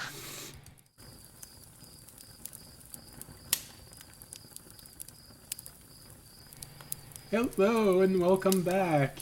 Don't worry, we didn't lose Fisher. At least he didn't send anything saying that we lost him. So, and we can turn off the music.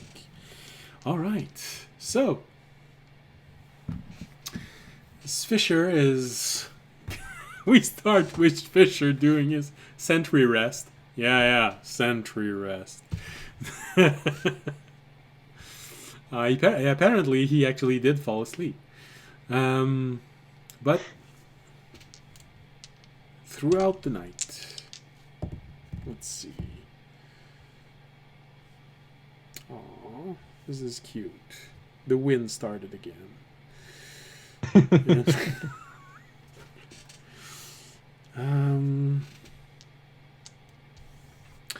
Little bit of rain that starts falling, but you notice immediately that the cart, well, not yours, but the cart in front of you seems to have some element of protection, as while you are slowly getting wet from the rain falling, they all seem to be dried.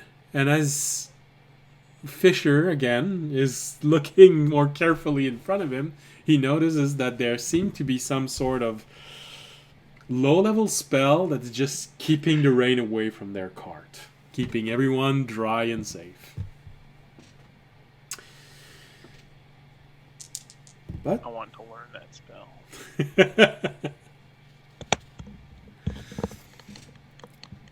but throughout, aha, hello. Sorry. I was saying that you were doing your sentry rest. Taking care of things that Fisher does not have to worry about. There's always an excuse. You were putting your hat back in the right place.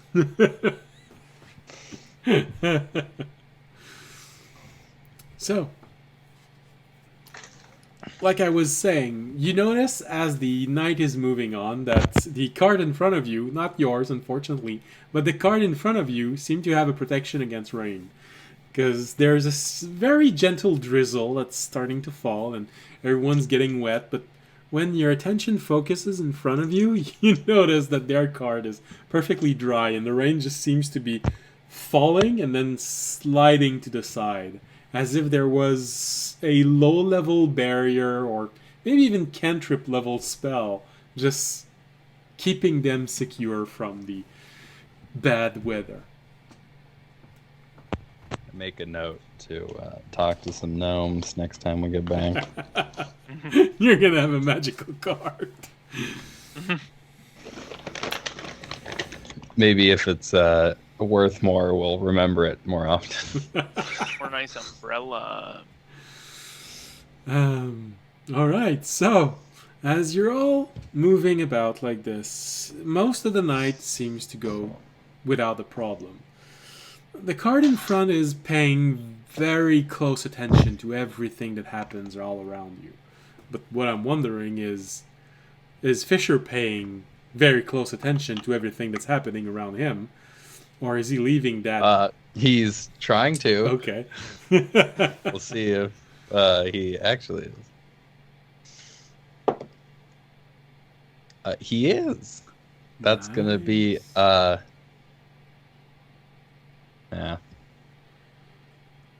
23 with Taranad. and a 20 without. All right. Well, yeah, indeed, you are paying very close attention to everything that's happening around. So, most of the night, That little creepy dude, it's got me on edge. and he just keeps staring at you. And when he sees your friends falling asleep, you just see him go,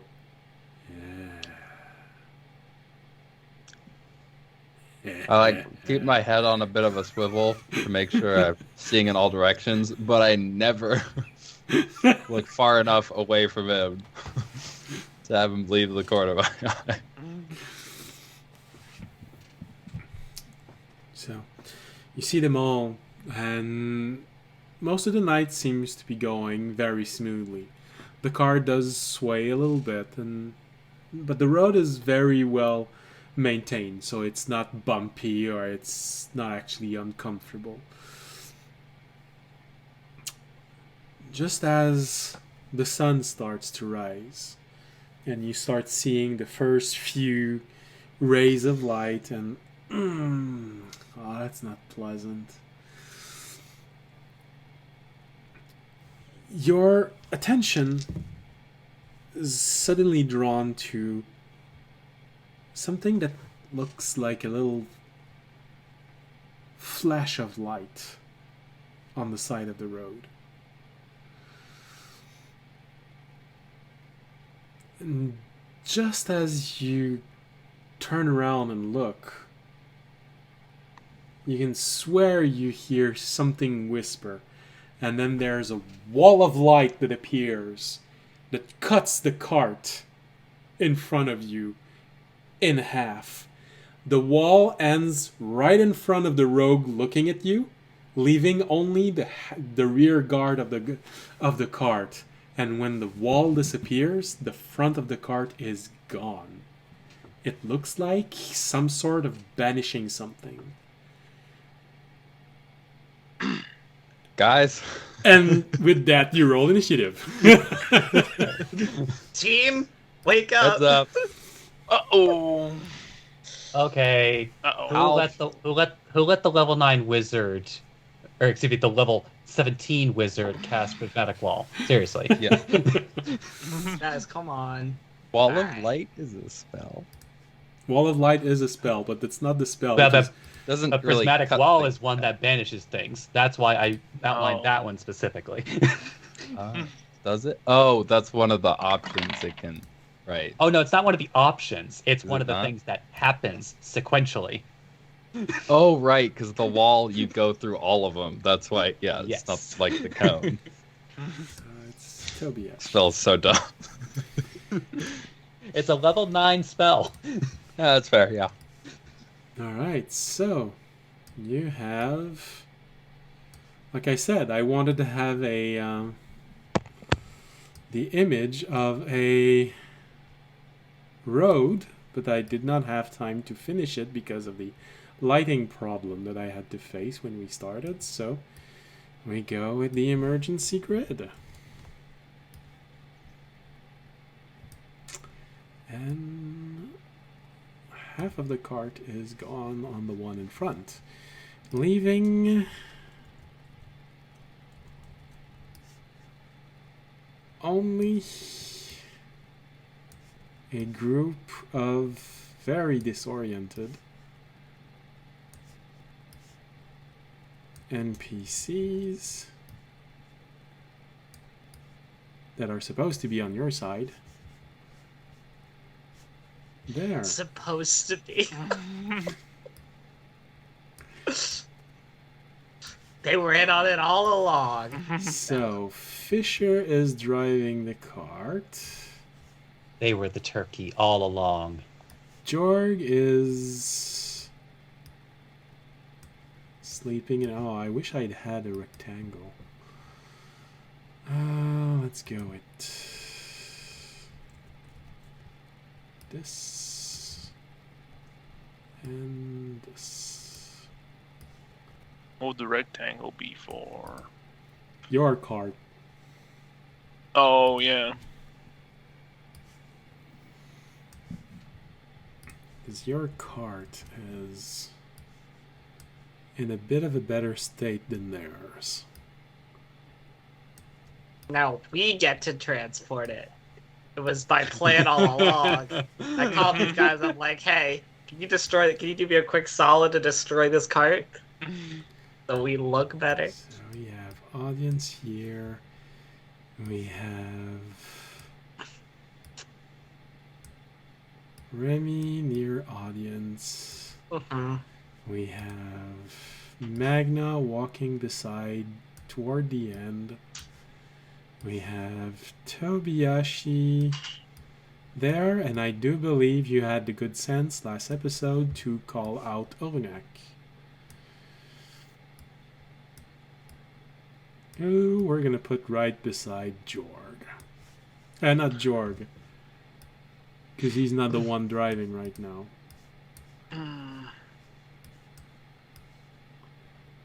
He's gonna be next to Fisher.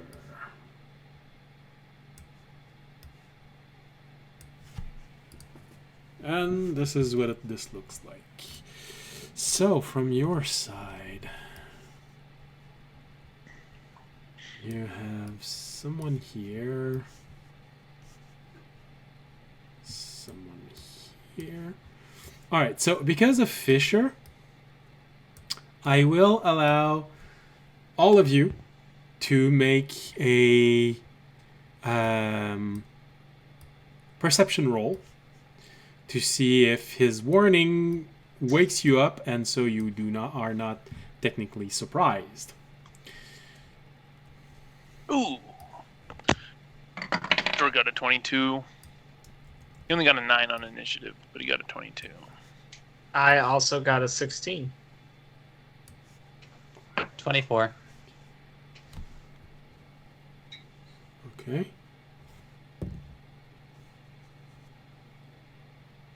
Apparently Tobiyashi is surprised.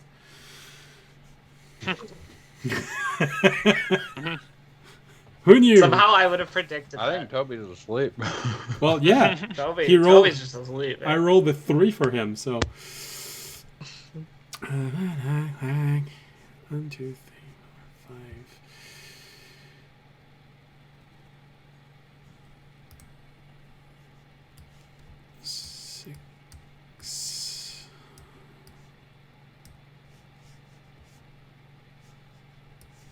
Right.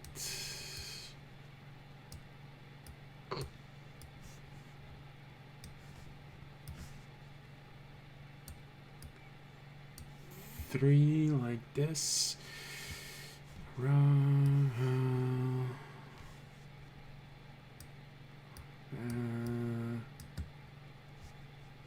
And like this. All right. And this is all, all that you see right now. So obviously where everyone is, that's where the road is. It's wide enough for 2 carts, so you're probably traveling at the center of it, so the road would be one on each side.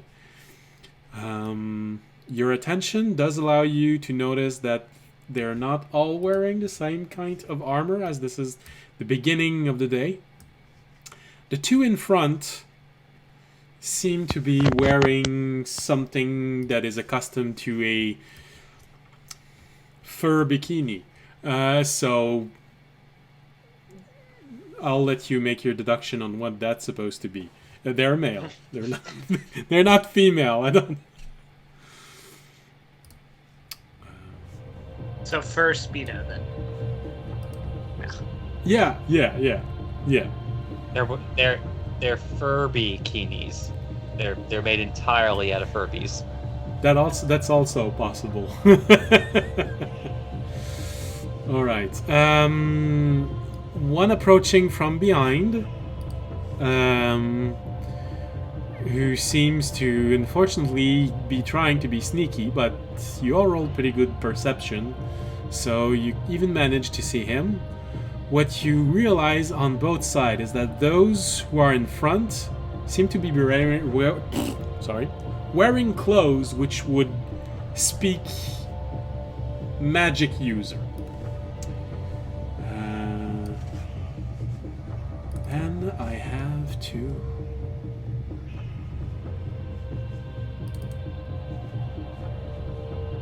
open this here. And it's this one here. Okay. Sorry, I have too many things open on my desktop. I'm having trouble getting everything. Okay, so initiative.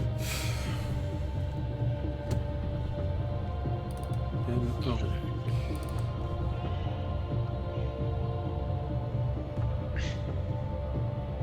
And 9. 9. I was starting to worry. Wait, I what? thought you were going to say 10, 9, 8. So, Fisher. Kind of hoping we would. 10. Audience, you everybody paused for a second to wake up. 9. said 9. Jorg, 9. Remy? So I'm the only one who rolled high with a 23. Got it. And Tobiashi. Tobiashi, what's his modifier?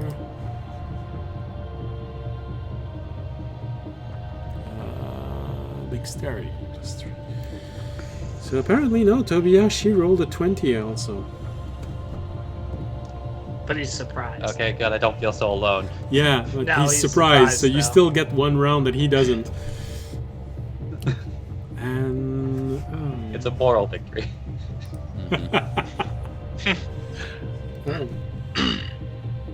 well, he's Ovenak still rolled higher than a lot of people, just not very high. And Audience, what was your modifier? +3. I should be. Okay, yeah, you're going first. I figured you would be. okay. All right. So apparently, the first one to go is Remy. Yeah. Good old rogues always going before there are people to be next to the enemies. It's fine. It's just more awkward because I didn't want to stay in my current location just in case. But yeah, I guess Rami is going to. Actually, better question: which ones can I actually see? If you stand up, you can probably see the one in the back at C4. You can probably see the one at I2 and the ones H and I15.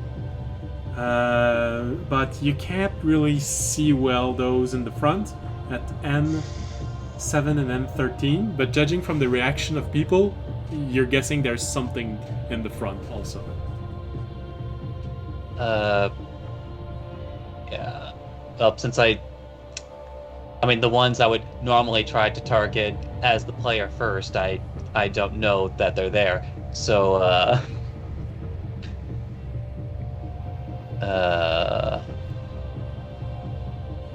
You recognize the demeanor of the one at C4, because you've often seen it in the mirror. He is trying to sneak up on all of you. okay. In which case, I'm just going to. I'll try to see if I can take care of him for now. So let me judge distance here real quick. Okay. In which case, Raimi is going to move, or obviously stand up. Then he's going to move to C8. Okay. Making sure he's where I want him to be. And then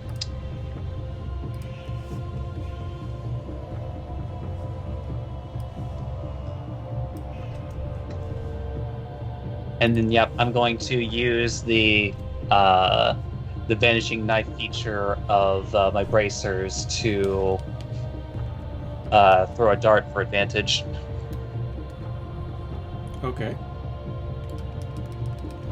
At the sneaking fellow at C4. Okay. Oh, cool! Natural 20. Thank God.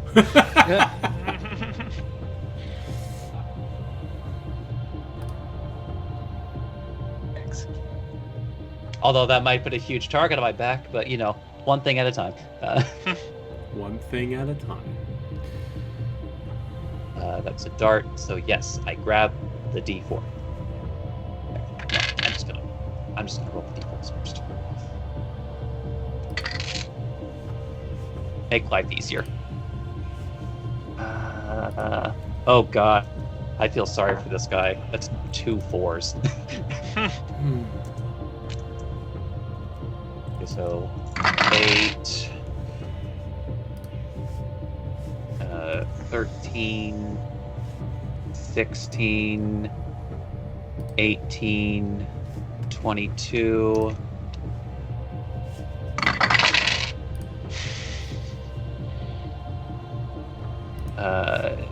27, 31, 32, 34, so 38 piercing damage.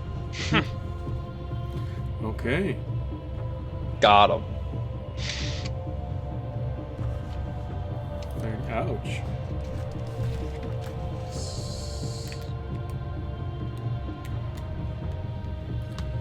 Oh, that definitely hurt.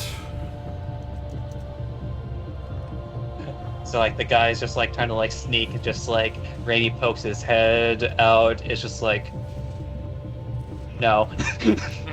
You can. And then just like throws his hand, and like the dart like starts like going toward his face, literally disappears in front of his face for the briefest moment.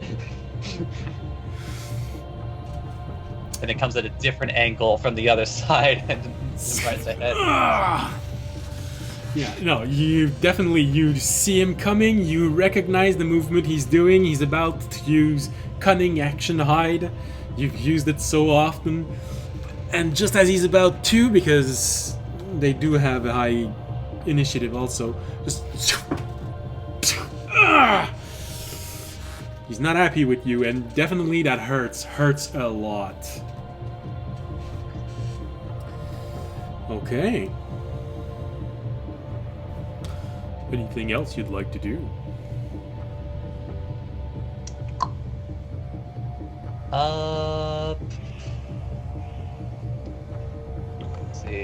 Let's see, moving to where I did, I think took 10 movements, so no, I think at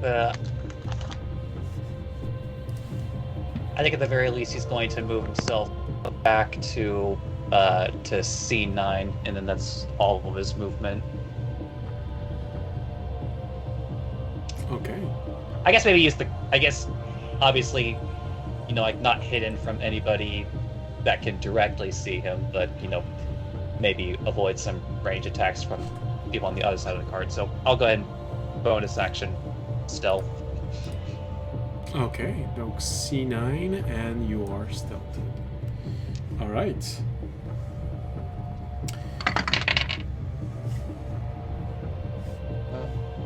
It is a 22 stealth roll. Okay. Okay. Oh, jeez. Well, that's the best way to do this. Alright. The enemies. So, they all start attacking at 20, which is the exact same thing as Tobiyashi, but Tobiyashi has a better initiative. Unfortunately, Tobiyashi is surprised, so he doesn't get a whole lot to do. The enemy, however, is definitely doing this to keep things. And seeing as how they didn't expect to have this many people around, the one that feels like he's dressed the most as a caster completely betrays what he's supposed to be and throws a fireball at the Oh shit. group of NPCs that is protecting the cart, what's left of the cart. And Not the gift. well, the gift seems to be protected in some way. And this is confirmed when you see the explosion. Well, at least you think it's confirmed. As you see this explode and just move around the objects without damaging them. But the fire itself explodes and engulfs every single NPC that is there. And doing...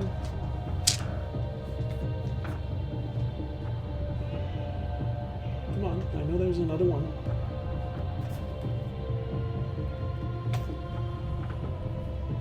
Damn it. Dice want to be mean, so... Dice will be mean. And doing...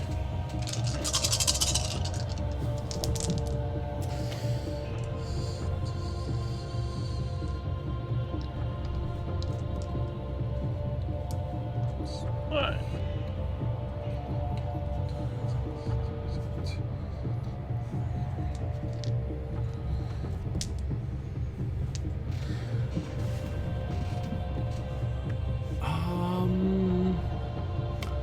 Well, let's just put it like this. You're alone now to defend this. So all the guards die. More loot for us. Well, technically... Not what Jorg says. Technically, More if the front half of the cart was banished, this means all you have to do is find whoever did this and interrupt this, and the high-level friends on the other team is going to come back and help you. That's why they attack the front of the cart with this spell. Wait, so was the rogue also banished, or is the rogue still here? The rogue was sitting right behind those who were conducting, so they literally made the banishing perimeter go right in front of his nose. So he is still here or not? No, still here? the rogue is not here anymore. The Okay, rogue so the and rogue- the two-person driving the cart and Are not two other here. guards aren't there anymore. So They left the cannon fodder. Who were then swiftly taken care of by a fireball. Got it.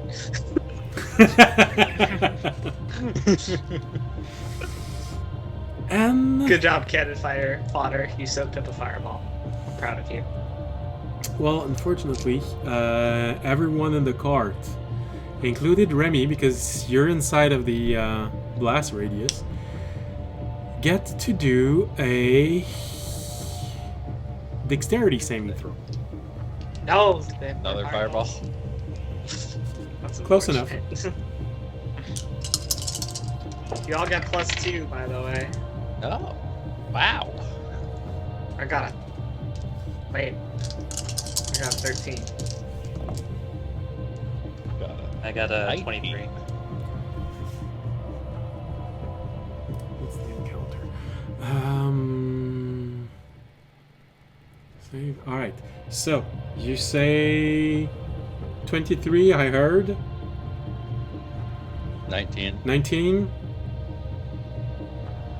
Audience. 18? No. Jorg 18. 13. 13. And Wonak and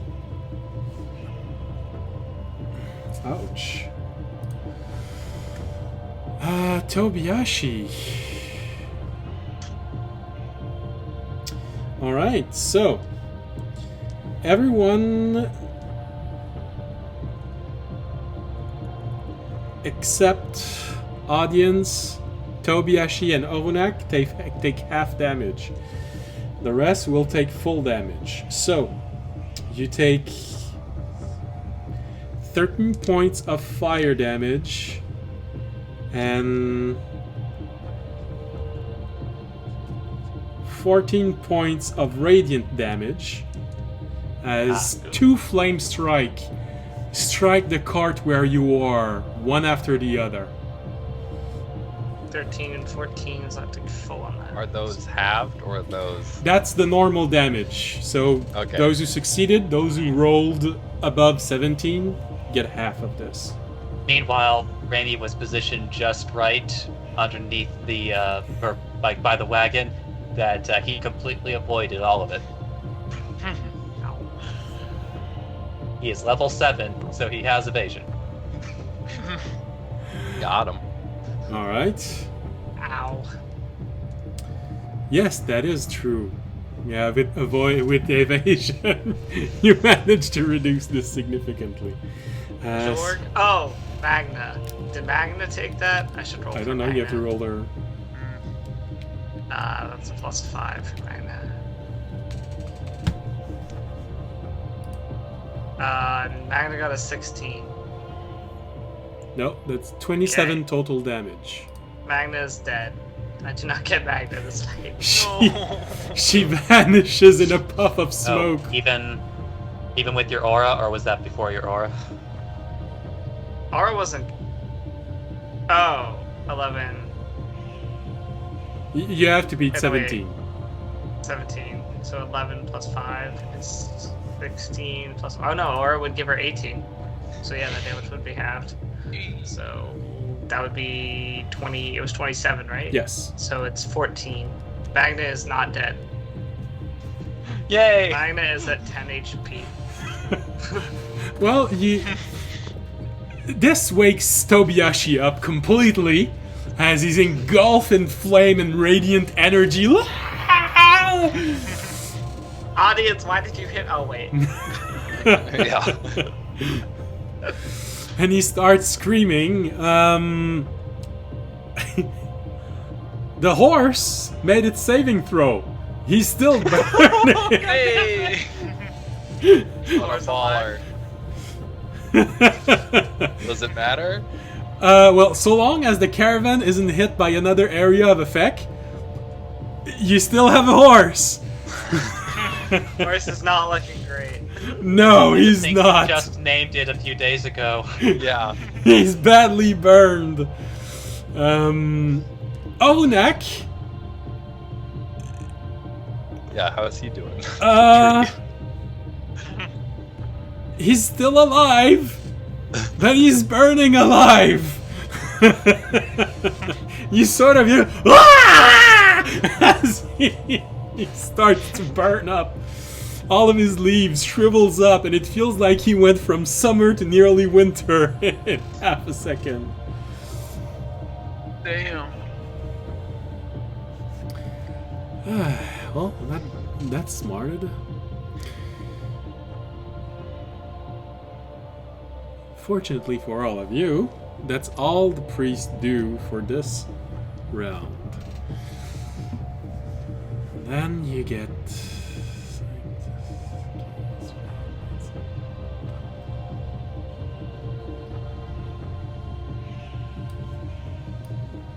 Oops. Come on, stabilize. The two in front rush Arunak and Fisher as they're attacking. And their stats is this one here. As they are charging toward all of you, they start screaming in rage as they enrage themselves and attack Arunak and Fisher, both of them being barbarian. Where's my dice? Oh. Whoa, chill out, dude. So, first one is we go with Fisher first. 24 to hit. I'll shield. Then the other one doesn't hit also. So you react just in time as you see them, as you see one of them charging right to you, right for you. And as he raises his axe, You raise the shield and both hit are deflected by your shield.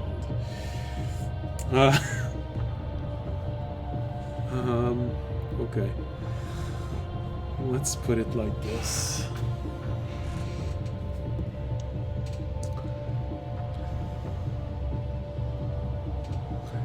Let's put it like this. Ohunak has been put out of his misery. Oof. At least he gets to get banged by a bunch of sexy wood spirits. As comfort. I died And burned. And Although this probably isn't the terminology to use because of how he died, but to add more fuel to the fire, audience can again now mention how Ogonak again did nothing in another combat. But Yeah, I thought you were supposed to chop the firewood before you lit it on fire, not after. well, that's not true. He did soak up an entire critical strike from a barbarian. fair enough. How was our cart looking, by the way? It's is our cart on burnt. fire? It's burnt. The front seat next to Fisher now has an axe embedded into it, so it's not going to be very comfortable. Damn. I'm gonna sue these guys for damaging property. Yeah. Alright, so Ohunak absorbed all of the attacks from this one, and he doesn't get to do anything because now he's back into his own dimension. The mage already attacked. Oh, we have the rogue, who currently can't see Remy, so he's going to use an action to vanish. Cunning action to vanish, and... Oh, poor Tobiyashi. Reappear... Reappear next to Tobiyashi and use this advantageous situation to strike Tobiyashi.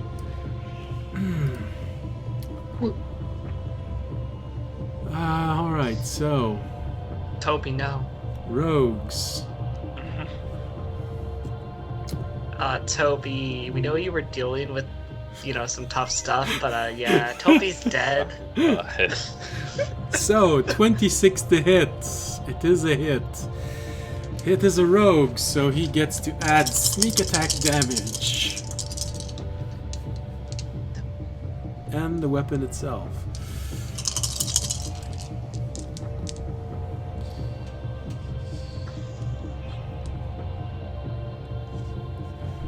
And takes another 17 points of damage.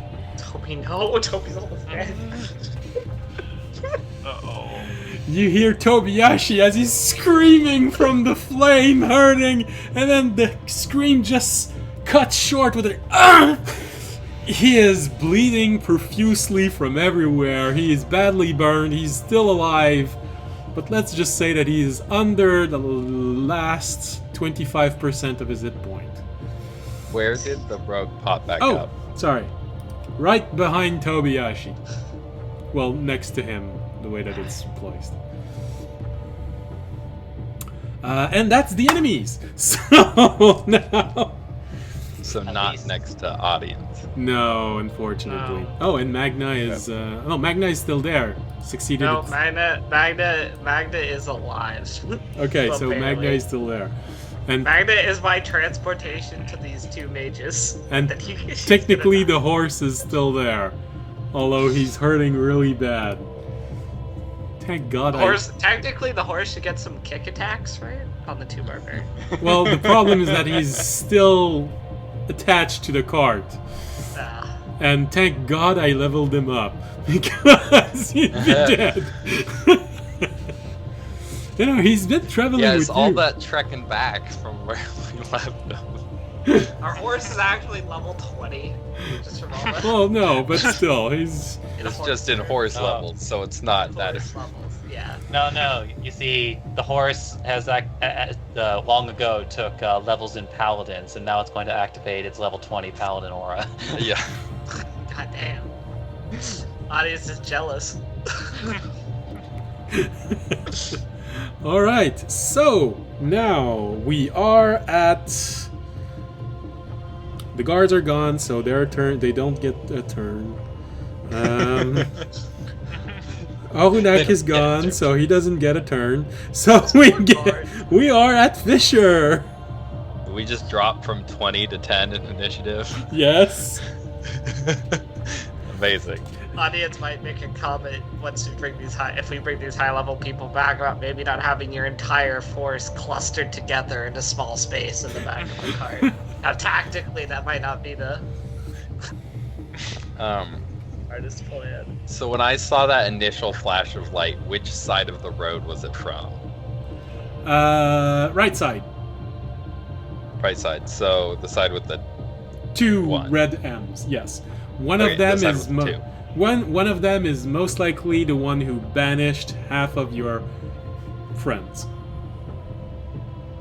Temporary Okay. friends. Yeah. So I will hop out of the cart Okay. and just run straight back past this angry dude with an axe to Straight past. H14. Okay, so he's going to get an attack of opportunity as you with an enraged look. Here it is. Fisher, the classic. Ignore the PG barbarian. Straight for the mages. That's 25 to hit. That'll hit. I'm not gonna shield. Okay. Does your shield not last? Oh no, the shield lasts. It's his again, turn, right? so Yeah. Damn. It runs out at the start. Yeah. Alright, so it's 12. Unless he wants to use his reaction now. Alright, so Yeah, I could, and it would last, 11 but I'd rather. 11 points of slashing damage as he manages to slash you with his axe as you're crossing his path. Alright. I'll take that, stumble a bit, and keep going towards the mages. And on my way there, I will. Now that you're right in front of them, one is clearly closer to being a priest, and the other one is clearly closer to being a mage. The one that's right in front of you feels more like a priest, and the one below is mage. On my way there, I will take out the handle and grow it into a great sword. Okay. And as it does that, I will cast Chromatic Strike at 2nd level with one of the vials of blood from the ice swimmer Okay. to do cold. Yeah. And so the blade will kind of like fog around it, and then as I get up to these two, which do I think did it? Banishment is something everybody has. I'm gonna go with. I'm gonna hit the mage. Actually, you know what? I'm just gonna hit them both. That works. One strike each. That's good. That's Is the technically a strategy. priest, wearing like heavier armor. The priest is wearing what looks like a half plate and has a shield. Okay, so I am not gonna do it on either. I'm not gonna Great Weapon Master on either of these. But so the first one will be on the mage. That's going to be a 19 to hit. That is enough. Okay. So that is...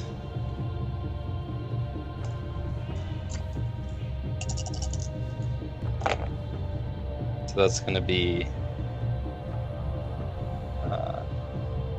6, 7,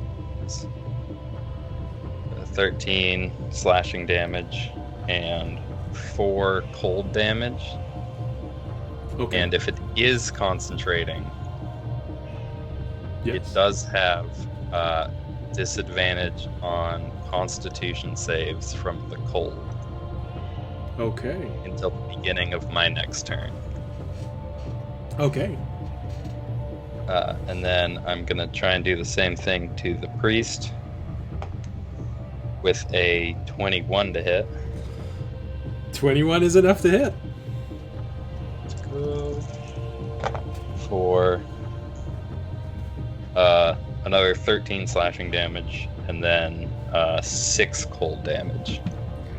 And they also have disadvantage on concentration or constitution saves.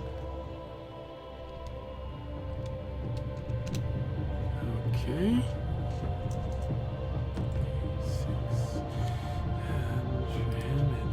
There's no chance I can tell one of them's trying to hold concentration after hitting them. Is there? What's your passive insight?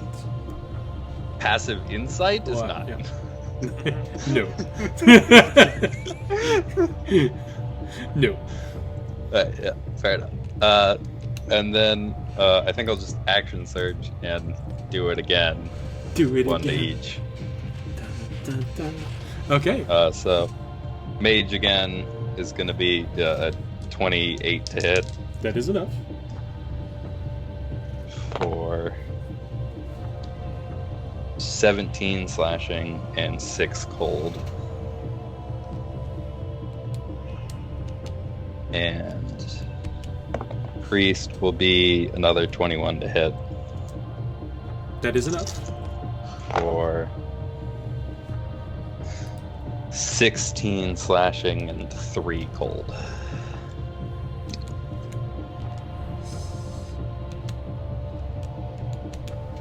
Okay.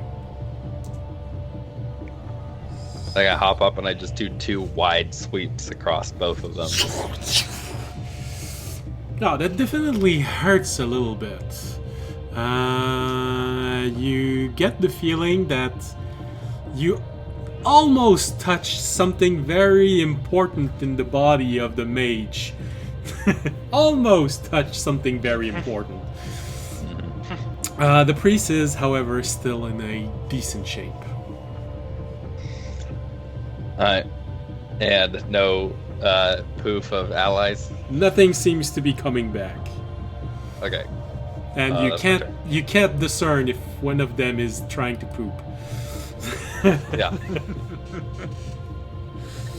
All right, so 10. Then we go to audience and Jorg.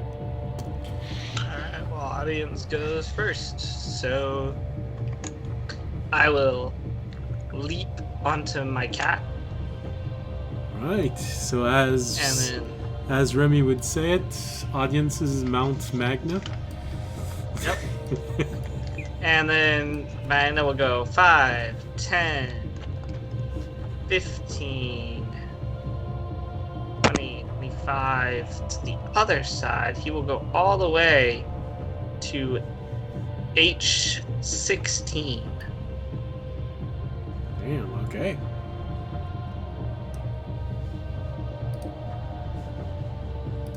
And then we'll pounce on the... Which one's the mage? The lower one. We'll pounce on the mage. Pounce. Go out. They still yes. have disadvantage on con saves, so That doesn't help me, but I don't think. But yeah, it does. Constitution or concentration checks are con saves. All right. So okay. what was your Let's say- attack? Yeah, I'm getting to. I have to grab Magna You quick so Poop real remember quick. exactly what his I also was dumb and I needed Magna's stats real quick and I went into Google and typed Magna real quick. I honestly am struggling. Google, what? He's typed magma. Magna, I typed straight up Magna into Google. Well, it's a Latin word, but other than that, it's not gonna be very helpful. Yeah, no, And it's at the top of not. the Google search, at the top of the Google Alright, search, it says, Alex. "Are you sure you don't mean Magnum condoms?" Yeah. Okay, a claw. It's a claw. That's what I wanted to know. So it's a claw. So that's +4.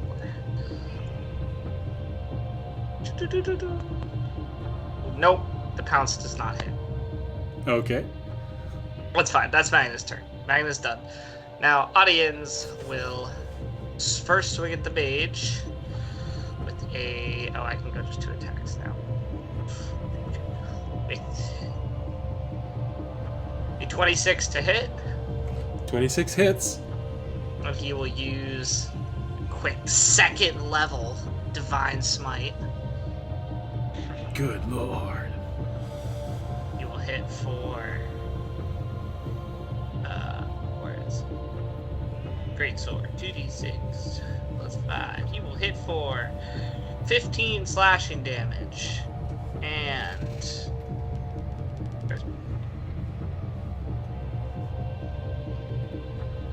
Oh, that's easy. And 17 radiant damage. Good lord.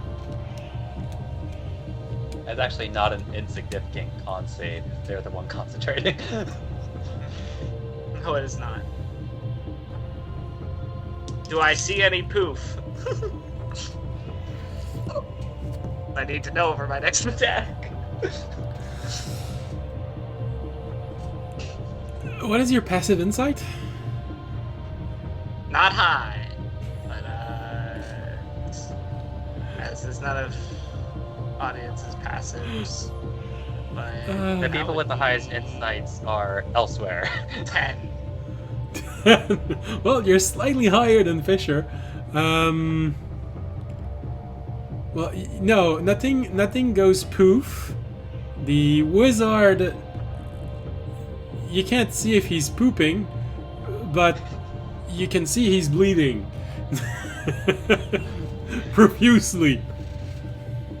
You know what? Audience just hates wizards. He doesn't care about the priest. He'll deal with the priest later. He's gonna attack the wizard again. Fuck wizards, man. That's another 26 to hit. That's enough to hit. That's another 2nd level Divine Smite. Okay. I feel very insulted and attacked right now. Oh, wizards get to die.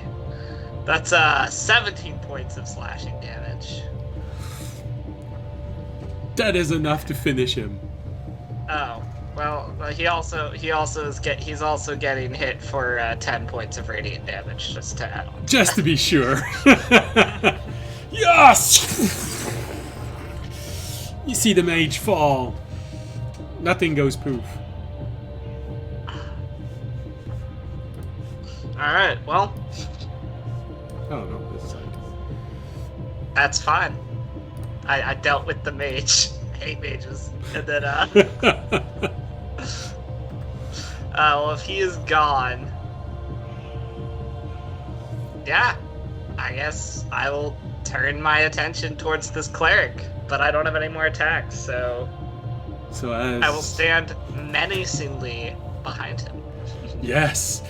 And Sam looks up and sees in the list of people attacking, he saw that the mage was starting to cast Cloud Kill for his next attack. I don't know what cloud kill. Wait, what's It cloud? hurts. Okay. You don't need to know the specifics. Just it's a level 5 spell. That's all you need to know. It's a level 5 damaging spell. That's why I went and dealt with the mage. Take the mage out of the fight. Also, I felt bad for our cart, and I felt like the mage needed to be dealt with. Wanted my cart to survive. Alright. Jorg. Jorg is going to scramble up, place a unicorn totem down on G12 or F12. F12 is where he was initially thinking of. It doesn't really matter as long as everyone's in the circle. Yeah, everyone Then- will be in the circle. That way, he's when he uses a good old level 2. I'll do a level 3 cure wounds on Toby. Everyone gets benefited. Yeah, Tobiyashi will love this. For 24 health for Toby, Good. and that was 7 for everyone else.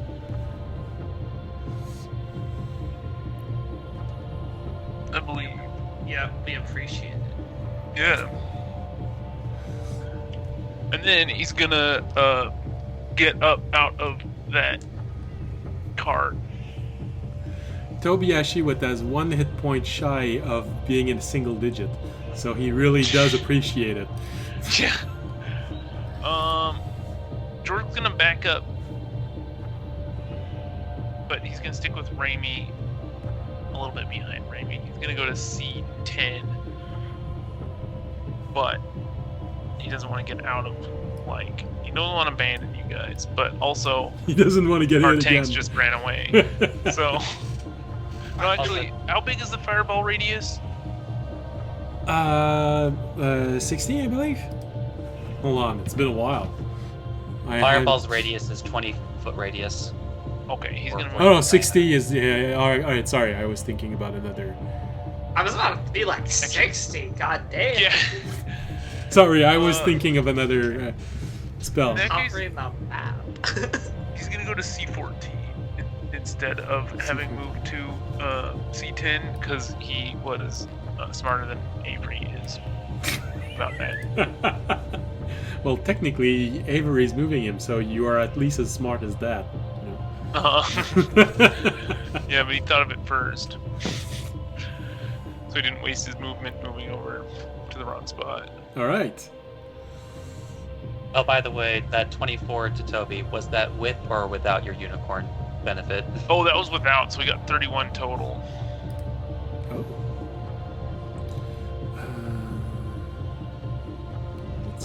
The unicorn's pretty nice. Oh, also, you at least made it a little bit harder for the rogue to do their things because the unicorn spirit has another fun. Let's see. I added here. Oh yeah. Because we also get advantage on checks that include looking for creatures. So that includes investigation and perception. Oh yeah, right. Oh, okay, interesting. So this means it also increases your passive perception. Okay. Good turn. You protected your friends. Oh, the horse also get hit point back. Cool. Hey, that was the big reason. I should have healed the horse instead of Toby.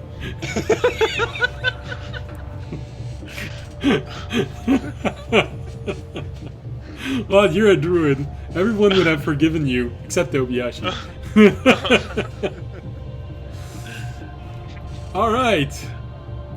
So, up next, we have Remy! Hey. Hey, cool. Now, this is the sort of the weird part because like every fiber of Raimi's being wants to go and assist audience, but unfortunately because of his air quote date and new information, Raimi feels bad and wants to keep Toby from dying to this rogue, so Okay. Alright. So yeah, I think Raimi's just going to like come out from the shadows and slash at his heels because you said you were under the cart. yeah, so just Cut the Yeah, so by tendons, all cut the accounts, Raimi tendons. is like, I guess, like, coming out from the cart at, we'll say D8, and then comes in with a dagger slash from the good boy.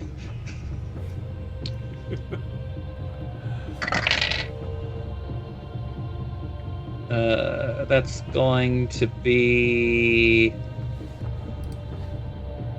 a 22 to hit. That is enough. All right, I'm holding the good boy, so grab the D4 die. I need to say it out loud, or else I'll get lost and confused. Oh, and yeah, rolling the D8 from Boom Blade too, because I have no reason not to.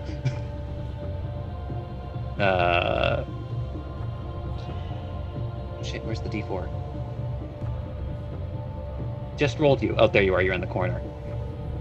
Let's see. 2, 6, 9, 10, 11. Wow, God. Okay, that one's better. So 17 piercing and 6 thunder. Okay.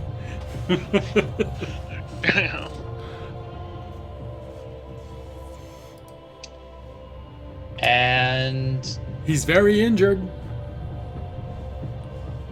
you know what? Just because like Raimi's been possibly learning some taunting tactics from audience, he's going to bonus action disengage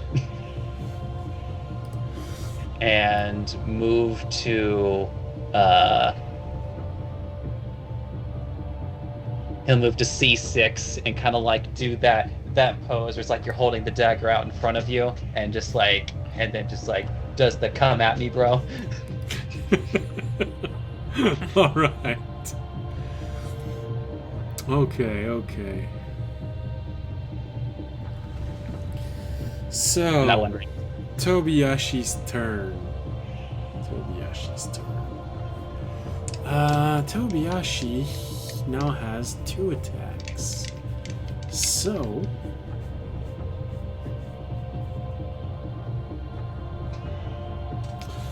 he's gonna unroll the silk he has. Oh no, it's all been burned. He doesn't have any silk on his wrist. It's one of the disadvantages of the silk.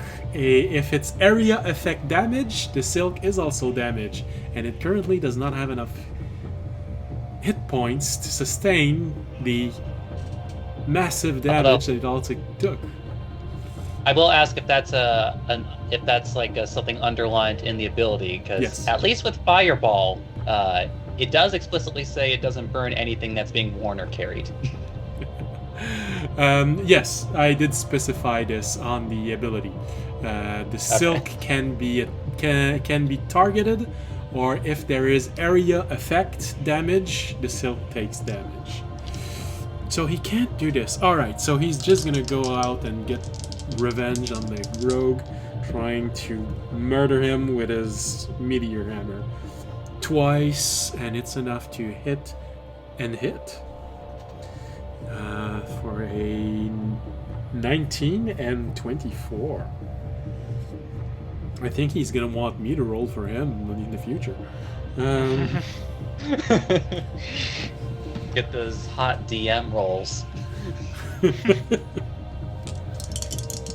And so damage is... Oh goodness, he was really enraged. You just see him take his meteor hammer, swing it a little bit, and slam it another time, and you just see the rogue fall with his head caved in.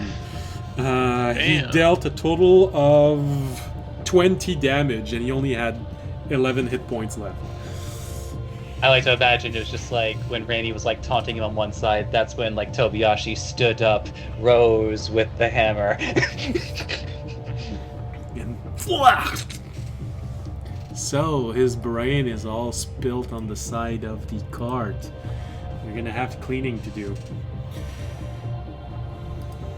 Yeah, gross. With Tobiashi stay, Tobiashi has took a little amount of injury. I think he's gonna go do a. He's gonna do a semi-brave thing and put himself in a position where he could attack the priest next turn, but also completely away from the center of the card. That place seemed dangerous, so I don't blame him. Going away from danger, but put himself in a place where he can attack next round. Feels okay. Alright, now we have the attackers. Okay, so right now the attackers feel still relatively confident. And we're gonna go with this. Nope, not this one. It's okay. The priest that is the furthest away at I2 is going to cast a spell. And oh, jeez. No, it's not a storm. And going to conjure up, and he can because I gave him a specialization, call lightning. That's what I was confusing with. Call lightning is 60 feet radius. N is going to center it there. Ultimate betrayal against his priest friend, directly on. Oh, he can recognize how bad this is, so he's going to go for. Yeah, he places it roughly at F14, which hits everyone, Jorg, Fisher, which can hit Jorg, Fisher, or audience. I don't want to leave the circle there because I always have trouble picking players under it. And by using an ability on top of this, this means it does. 1, 2, 3. Oh, incidentally, which priest is this? The furthest one, I2. Okay, then we 100% know where the banishing one is. Alright, and I forgot I didn't need to take this because there is an ability with that kind of priest with a certain type of spell which guarantees maximum damage. So, let's go with Jorg. Dexterity saving throw, please. Fine. 11. 11. I think you still have absorb elements. You I might think want to so. use it. I might. You take, boosted by this ability that Tempest Priest have to do maximum damage by using a channel divinity when they cast a spell that does lightning damage. You take 50 points of lightning damage as one lightning strike you. BAM! Right Absorb on. elements. I take 25. Ow! And Jorg, you know the Ouch. spell. It's called lightning. It's concentration, but you, Jorg, you, Fisher, and audience will be hit by that every turn until Yikes. you manage to make him lose concentration. I like to imagine that Jorg is just like that scene from Hercules with Phil. I have 2 words.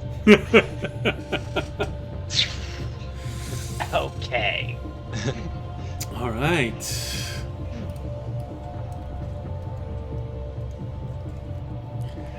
And the other one. The other priest cast.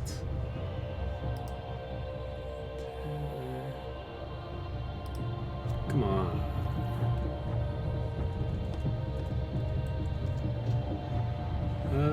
Where is it? Doesn't want to give it to me anymore. Ah, there it is.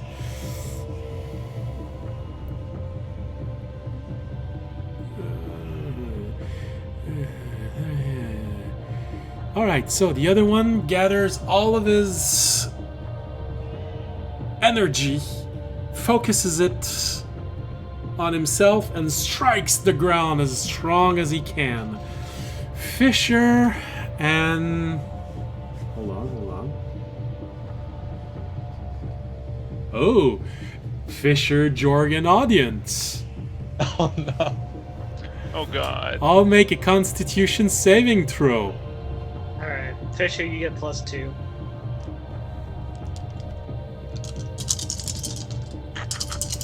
Jeez. 15. 15 as well. Nat 20 for 28. Jorg, Fisher succeeds it. The others don't. All right. So this means.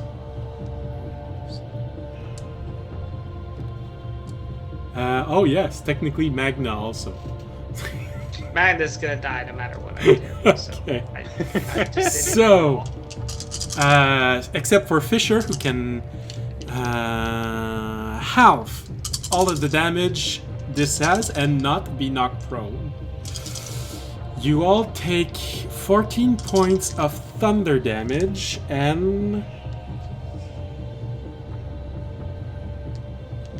Wow.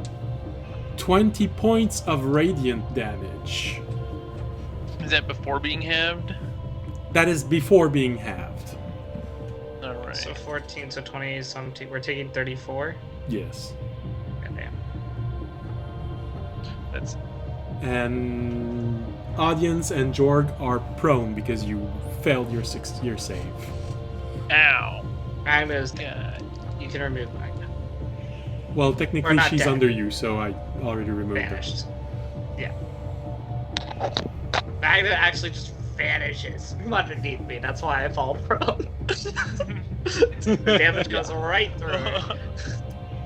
It's like my cat is there, and then my cat is not there. Don't you hate it when that happens? All right, and then we get. I keep clicking on the wrong screen. One Ow. barbarian attacking Tobiyashi and one barbarian attacking Fisher. They're both enraged. So, Fisher, you get attacked.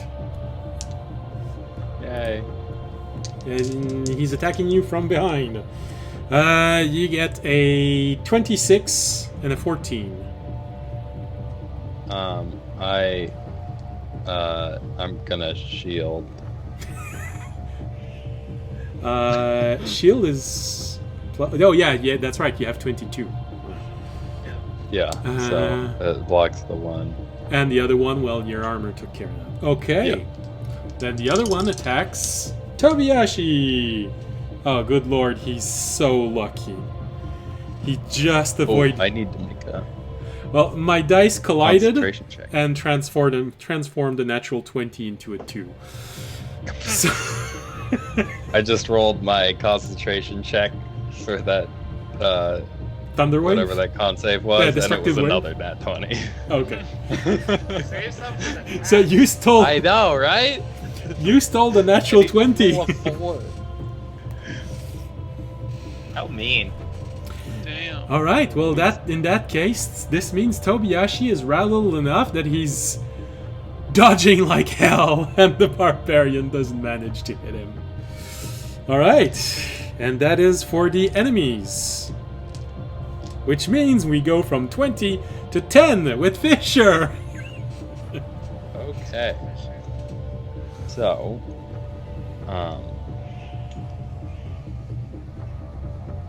I am going to keep going at this priest. Okay.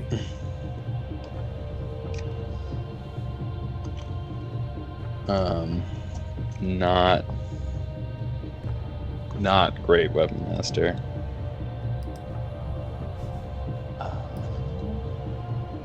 And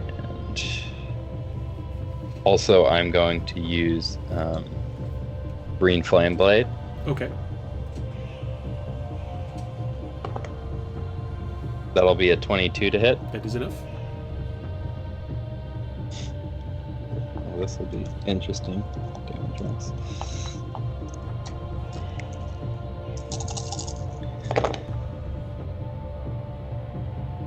Sweet. So that will be 18 slashing damage, 5 cold damage, and 3 fire damage. All right. So, 3, 5, and what was the weapon? 18. Rolled almost max. All right. Well, that And definitely it has hurts. disadvantage on a concentration check. He is bleeding. And I haven't rolled a single time under 10. So...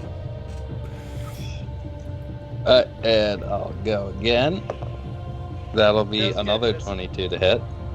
That is enough. Or, sorry, this with my bonus action attack because of war magic. Yes. Because I cast a cantrip. Yes. So that's a 22 to hit That is enough. for... that's 14 slashing damage and 4 cold damage.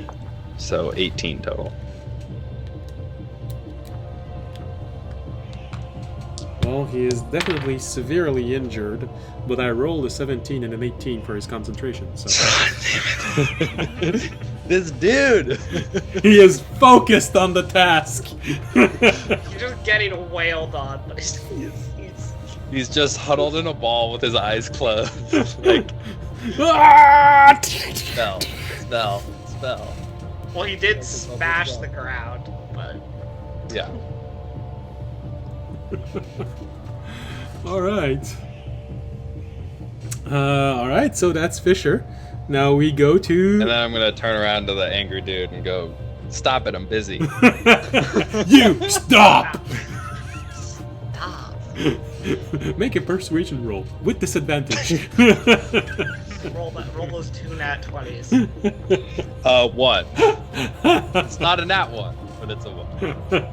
The other one was a 19. You don't get The you don't disadvantage. you don't get the feeling that it really carried over well. He goes, "Did you just say hit me more?" He's just too angry. He's not listening right now. Exactly. I need you to calm down. The sun's getting Look, I real need- low, big guy. Yeah. All right. Look, I don't want to go to bed angry. Alright, well, audience is dying, but we're gonna be okay. Oh yeah, audience is severely injured, I think. Ugh, that last attack hurt. Well, that's priests that are starting to be high level.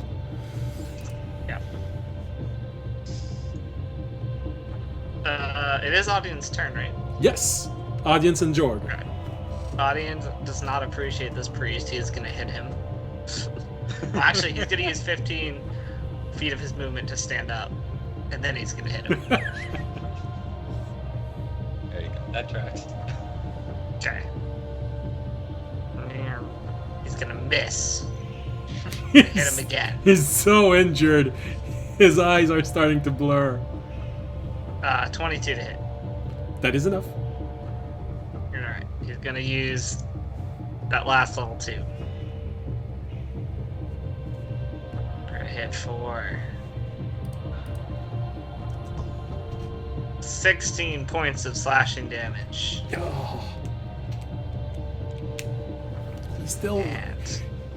He's still screaming for his life. And 15 points of radiant damage. Yeah.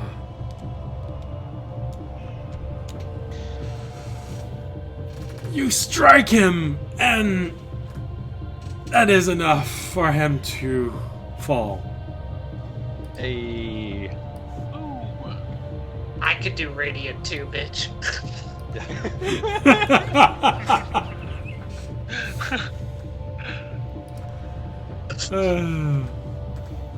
Audis just finally know what it feels like, though, for his enemies. The other side of what's happening. Okay, interesting. This is what radiant damage feels like. It feels so good. Ah, it's so bad at the same time. Funny thing is, yeah. It's one of those things that hurts, but in a good way. Alright. Did we get our friends back? Yes, they reappear with half of the Hey. cart. I'm like, hey, guys, if anyone's a healer, we'd appreciate it. We sort of need it right now. We appreciate the support. Also, you might need a bunch of revivifies. How many Yeah. diamonds? I got some diamonds in my in my purse. If you need any. No. All right, Jorg. Jordan's gonna stand up using 15 movement and then shout a healing word at audience. Because he can't run far enough. Good instinct. Yeah, only for 9 plus 7, so 16. I will take 16. And then using the last 3, he's gonna move. Where's the call lightning hitting? Get out of the circle. I too. Oh, the circle. It's roughly F14. F14. Just remember though that it goes out 60 feet. There's no version of this where Yeah, I'm You're not getting moving out of out of range. there. I'll stay where I am. I'll move down actually to E14. You get under the cart. I don't know if that would help. Oh no, I can only move next to the cart, and the cart's bad luck. The cart's It is back. technically coming from the sky, so the cart might block a blow of lightning. I mean, cover does technically give a bonus to dexterity saves. Oh, Interesting. so I'd be able to like dart around under there. All right. It's up to you. In that case, we go back to Remy. Was it healing word your bonus action, by the way? Can't you do more than that? Wait, was it my bonus? Is healing word just a bonus? Healing Healing word's a word. bonus Yes. word. Healing word. Oh So it's You shit! a can bonus still action. do a cantrip. Oops. Cantrip. Sacred flame, someone. Yeah, I think I actually will. So the other caster's over M. 5, 10, 15, 20, 25, 30, 35, 40, 45, 50 feet. Yeah, I'm a Sacred Flame the guy over there. It's Hey, if 50 you bring feet us away. concentration, that's actually huge. Yeah. Most clutch sacred flame ever. Oh, wait, I didn't mean I-14. Oh, well, I'll be at I-14. I'm at F, but I'm good there. Sacred Flame for, ooh, a good 5 damage with a dex save of 15. 15. God damn it. So he takes 2 damage or whatever. Ooh. No, I thought sacred flame was all or nothing. Yeah. Aww. Sorry, bud. You need to be a special subclass or two to get half damage on a succeeded save. Damn. All right. Never mind. All right. Remy, your turn. Yeah, you know what? Because I think Raimi recognizes the threat, so I think he's going to take his bonus action to steady aim pull out his short bow and fire at the priest. Okay. Okay.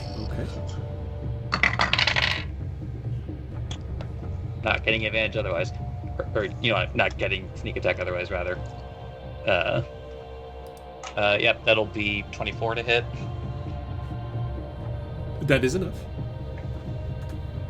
And I hit with an arrow, so don't grab the D4.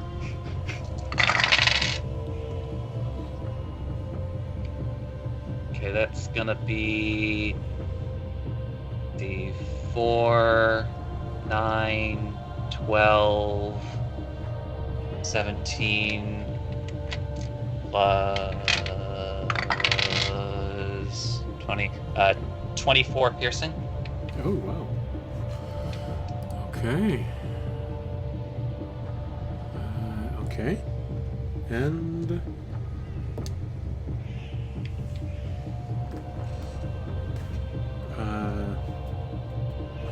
15 Constitution save for concentration, so doesn't lose concentration. You weren't very far, but doesn't lose concentration. You know what? I'll go ahead and silvery barbs it. Oh, Ooh. I'll have them roll it again. so, Right. And if nothing else, I'll give, because I think...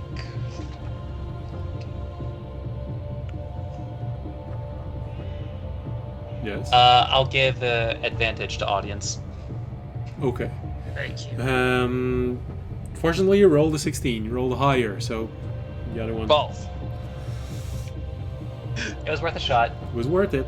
but Well, yeah, it was good play. It was almost there. It rolled and it fell and almost fell on 3 and then it went back to 16. yeah, that was action, bonus action, Okay. can't move, so that's the end of my turn. Okay. Which means we go to Tobiyashi. Alright, well, Tobiyashi will unleash its fury on the barbarian because he's the one that's right in front of him and menacing him with 2 really painful attacks on as soon as everything starts happening, so he's gonna use a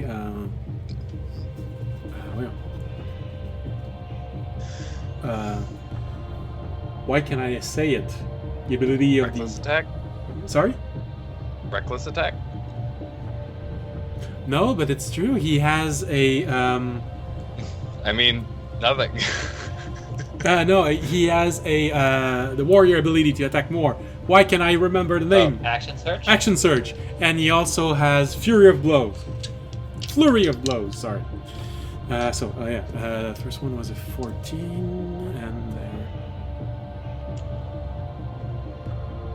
So it's enough.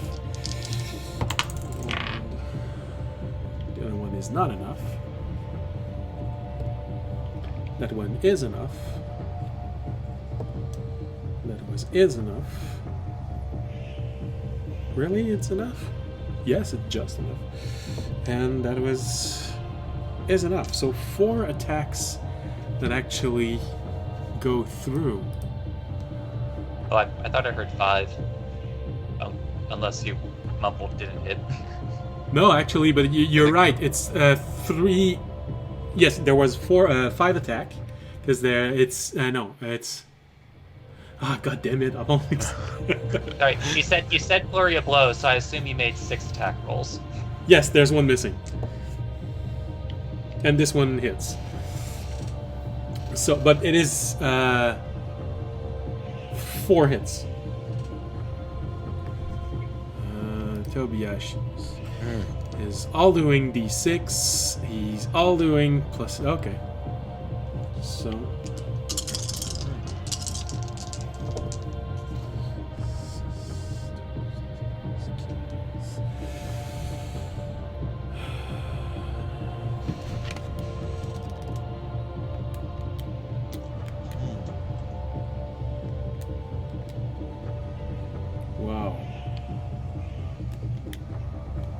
Tobiyashi. Alright, so full disclosure, he does attack 6 times in total. He hits 4 times. But I've never seen Tobiyashi do as much damage as this. Why can't I roll like this when I'm attacking you all?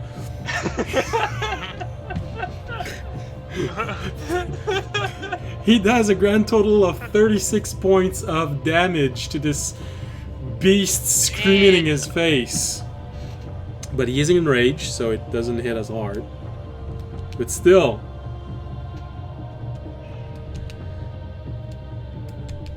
Good lord. Why can't I hit that hard when I'm hitting all of you? It's frustrating. Alright, I don't know, I think you hit pretty hard so far. Yeah. Fight. well, it's magic. When magic is involved, it always hits a whole lot harder. Alright, so that was Tobiyashi, and we go to the enemy. So, Tobiyashi is attacked for twice. What are our allies' initiative? They had 8. They go after all of you.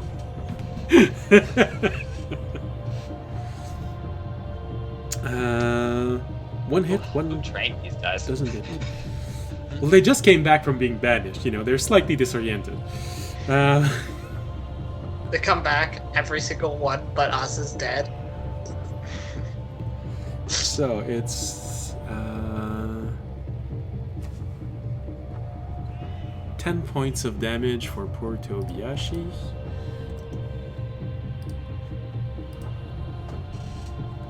Fisher gets attacked.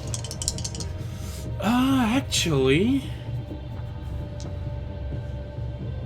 is he smart enough to? No, he's not smart enough. So Fisher is gonna get attacked.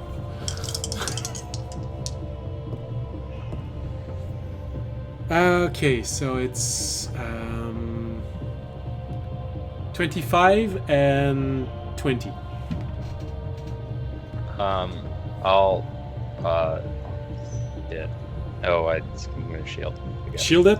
So you shield, and the enraged beast in front of you doesn't get to hit you.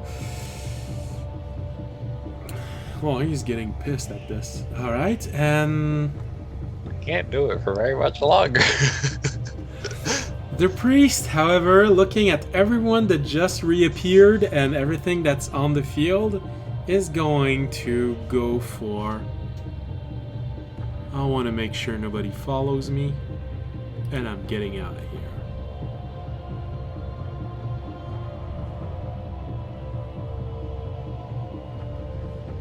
Alright. He's going to...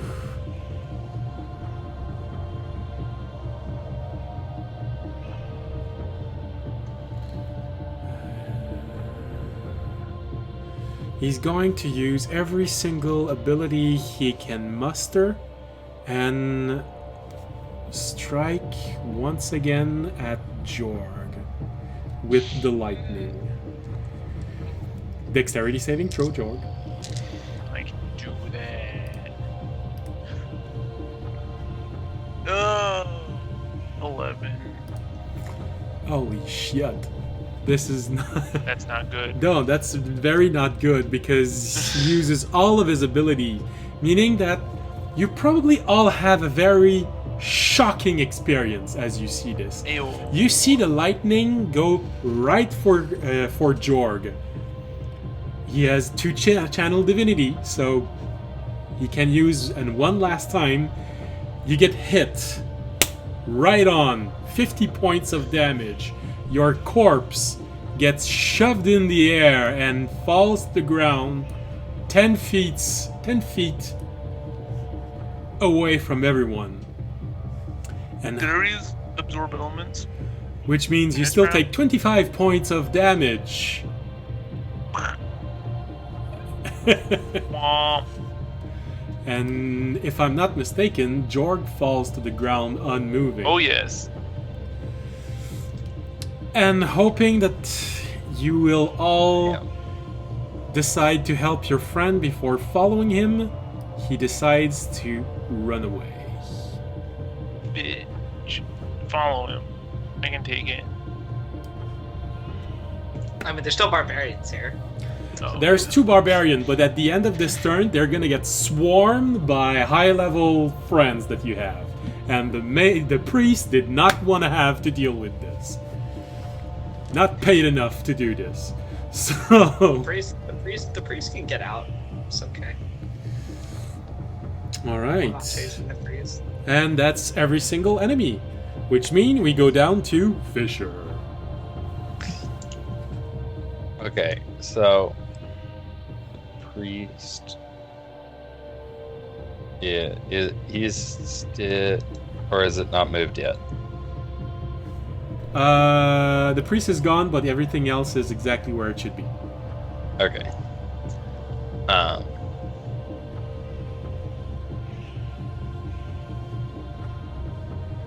Then, yeah, I will deal with this big angry dude because I can't heal people.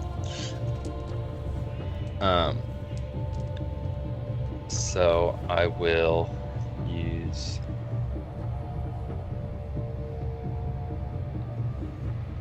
I'm just gonna. I wouldn't happen to have advantage, would I? Has this guy been? No, Something his like last reckless attack attack. was not reckless. So.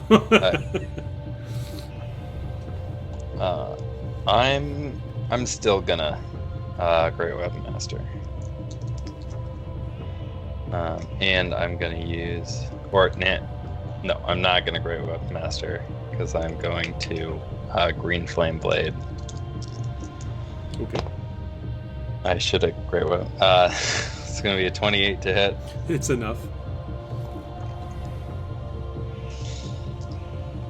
Add in all this non-physical damage.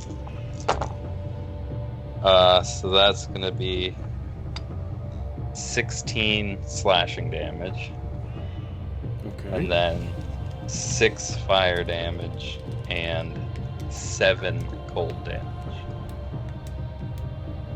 And what was the fire damage? 6. 6. Okay. And then I'm gonna use my bonus action to hit him with War Magic. And that's gonna be, I guess I didn't call it, so a 22 to hit. That is enough. For... Oof. 9 slashing damage.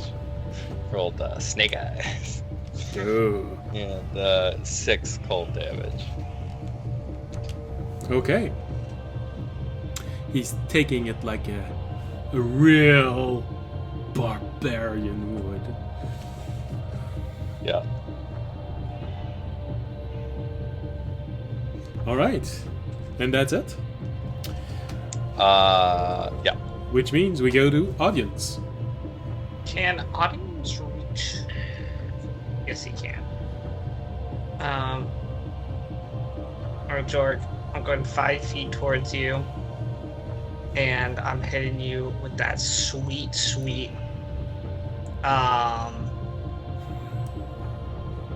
We'll give you 15 points of lay on hands. I thought you were gonna say Damn. 1. No, I can be a little bit more sparing. Thanks. And then, do I have a bonus action I can do? What's my?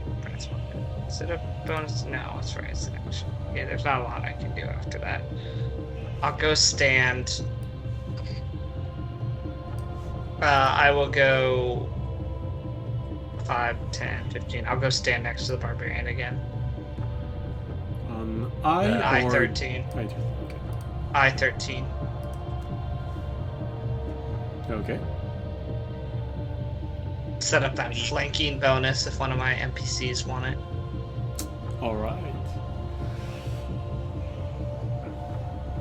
All right. And which means it's Jorg now, who just Jorg. gets up from being fried completely.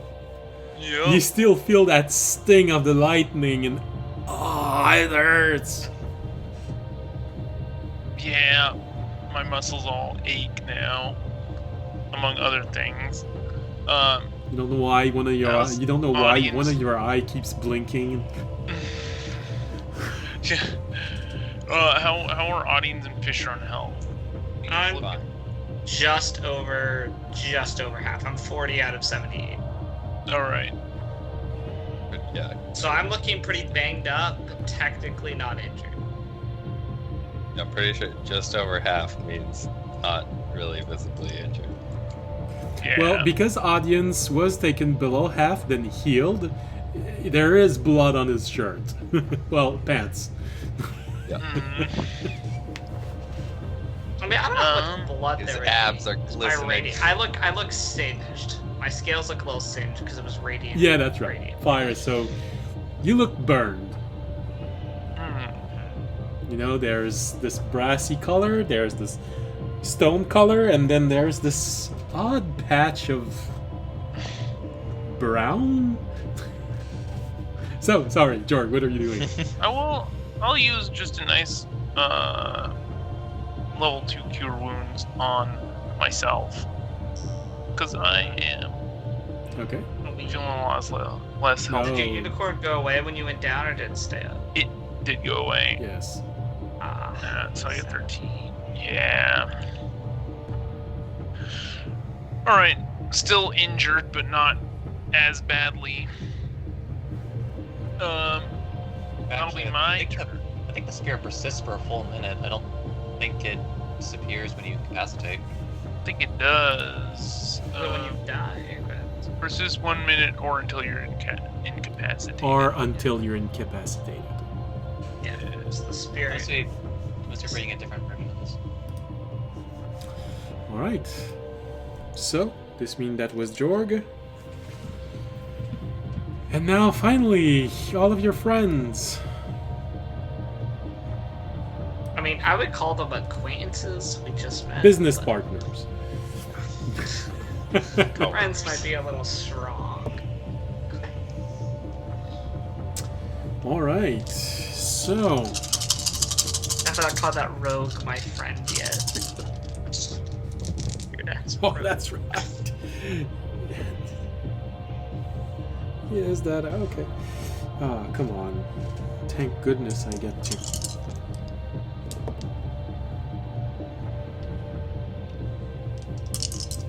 Okay. Ah, much better. Thank goodness for the ability to re-roll some damage dice.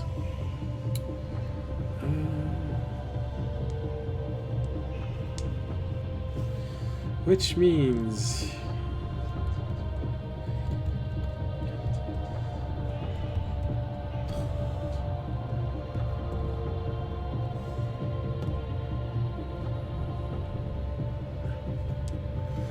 Oh man, this is gonna hurt really bad.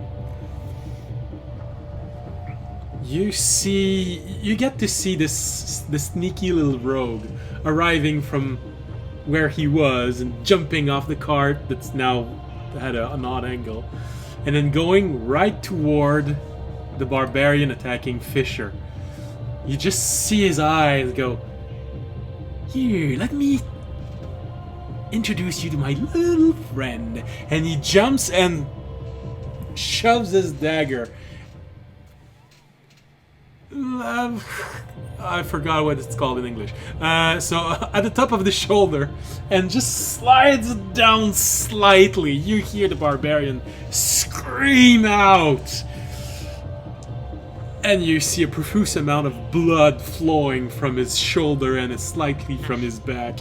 He's not dead, but he's definitely not liking this combat, and he is injured for a grand total of 51 points of damage.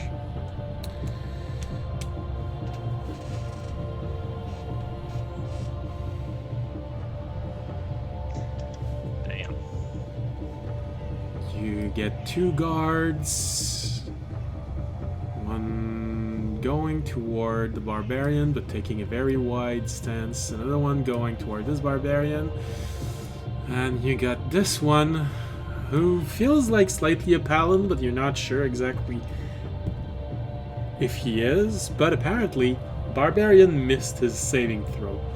And then suddenly you just see the paladin like go, now it's time to end this combat. And he just passes his hand, and you see the barbarian just go, ah, ah, and it pulls him out of his rage. Yeah. He's not down, but somehow he just canceled the rage he had.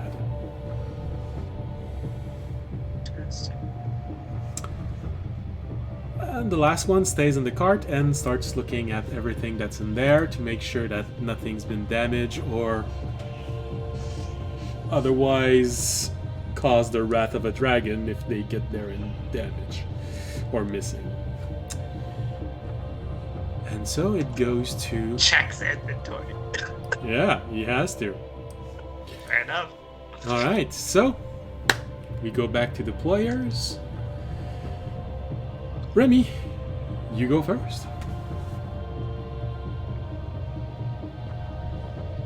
Alright, so the cleric is already GTFO'd. I can't see them anymore, I guess, so... Well, technically you'd still be able to see them, but he's starting to be very far away. From where you are, you'd have to go on a full sprint, using action and bonus action to catch up with it.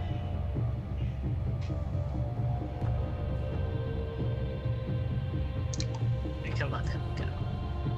But it's clear he doesn't have any intention of re-engaging the group, at least not now.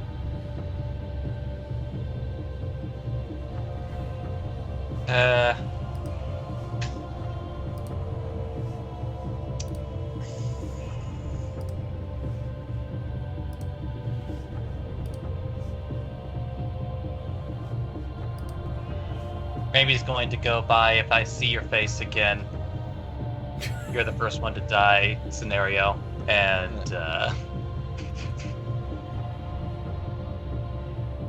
think Ramey's just going to move to E6 with the good boy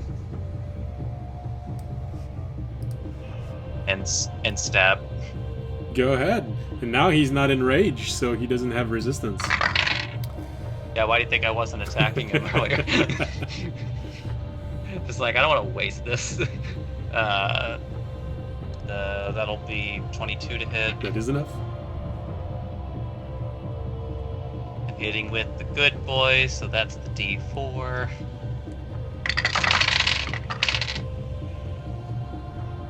Don't forget the boom.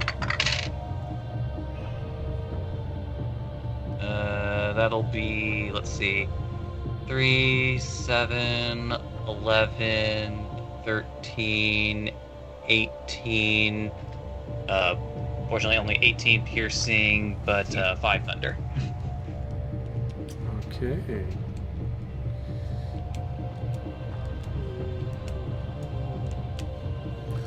Okay. Well, you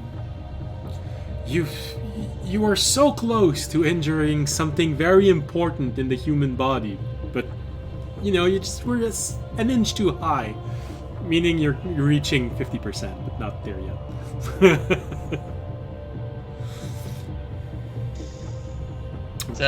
Ramey's good there. Okay. Which means Tobiyashi, feeling confident from the last flurry of blows that he just gave, he's gonna go again and try to repeat this.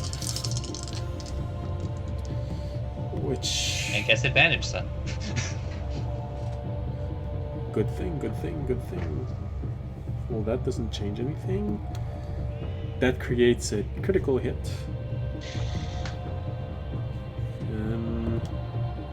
Alright. Critical hit and 2 strike. Now all attacks have advantage on it anyway. Yeah, because of Crusher.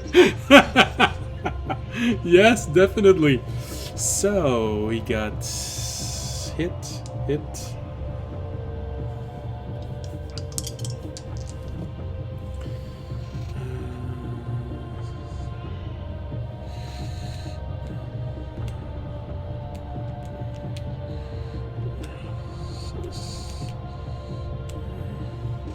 Man, Tobiashi's gonna be pissed he wasn't there.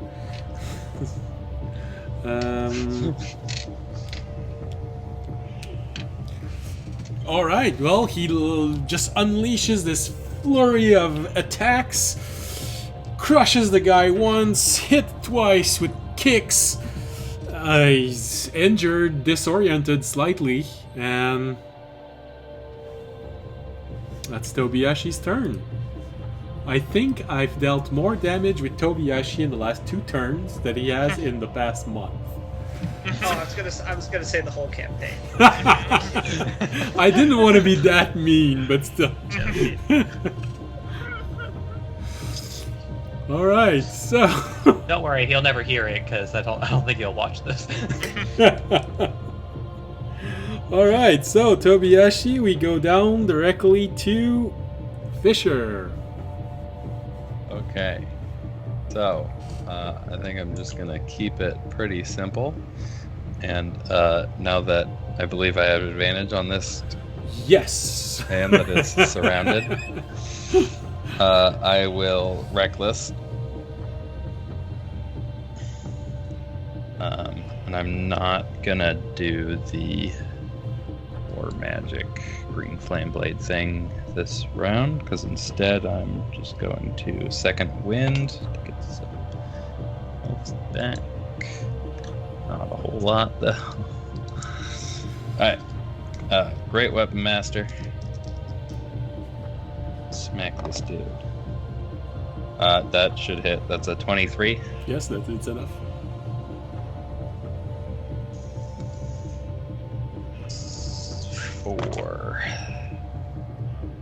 Four cold damage. Okay. And 22 slashing damage.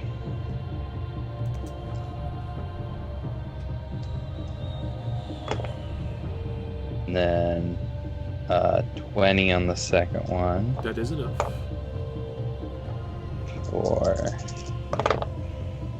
2 cold damage and 23 slashing damage. Okay. And that's my turn.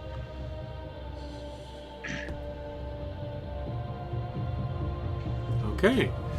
Well, he's definitely not liking this fight at all. Period. Point. I believe he's nearly dead.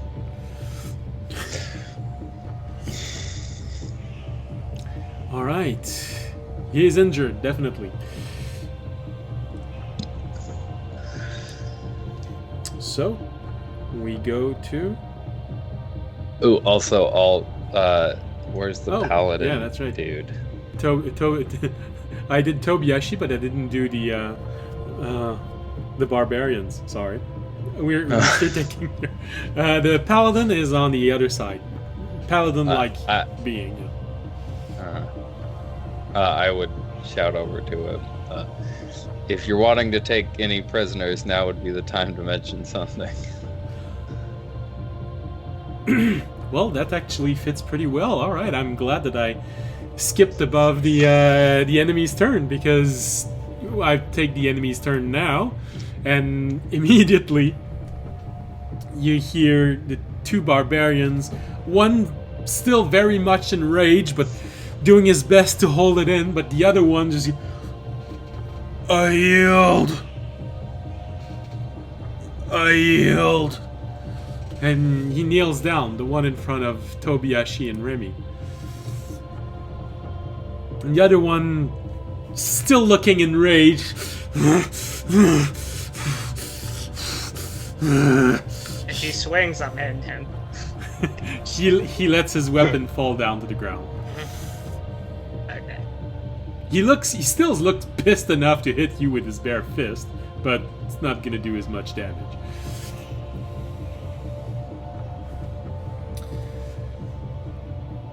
And unless one of you wants to get revenge and keep hitting them, the two barbarians do not continue fighting, which would pull you out of combat.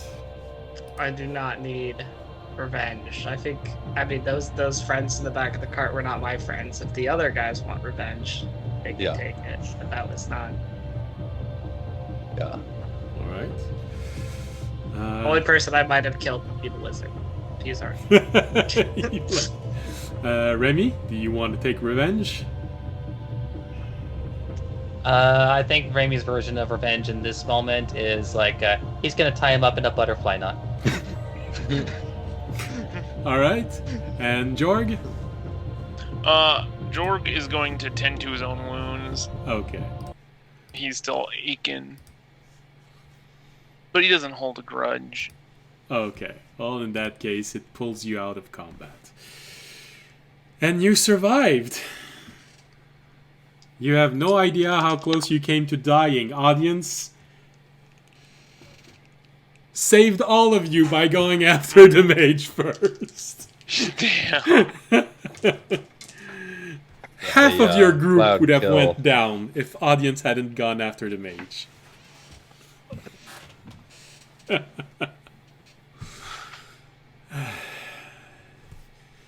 Good thing audience has a hate for mages. Because I heavily debated attacking the priest with my next attack, but I was like, nah. He was preparing Screw Cloud Kill, and he would have thrown it where everyone was, so there's a good chance that Jorg, Remy, and maybe Tobiyashi would have either been taken down or very close to down. So the tension falls as the two barbarian gives up, and the priest is gone. You don't know where he went. But you managed to prevent this thing from being stolen. And the other group is looking at everyone that's dead.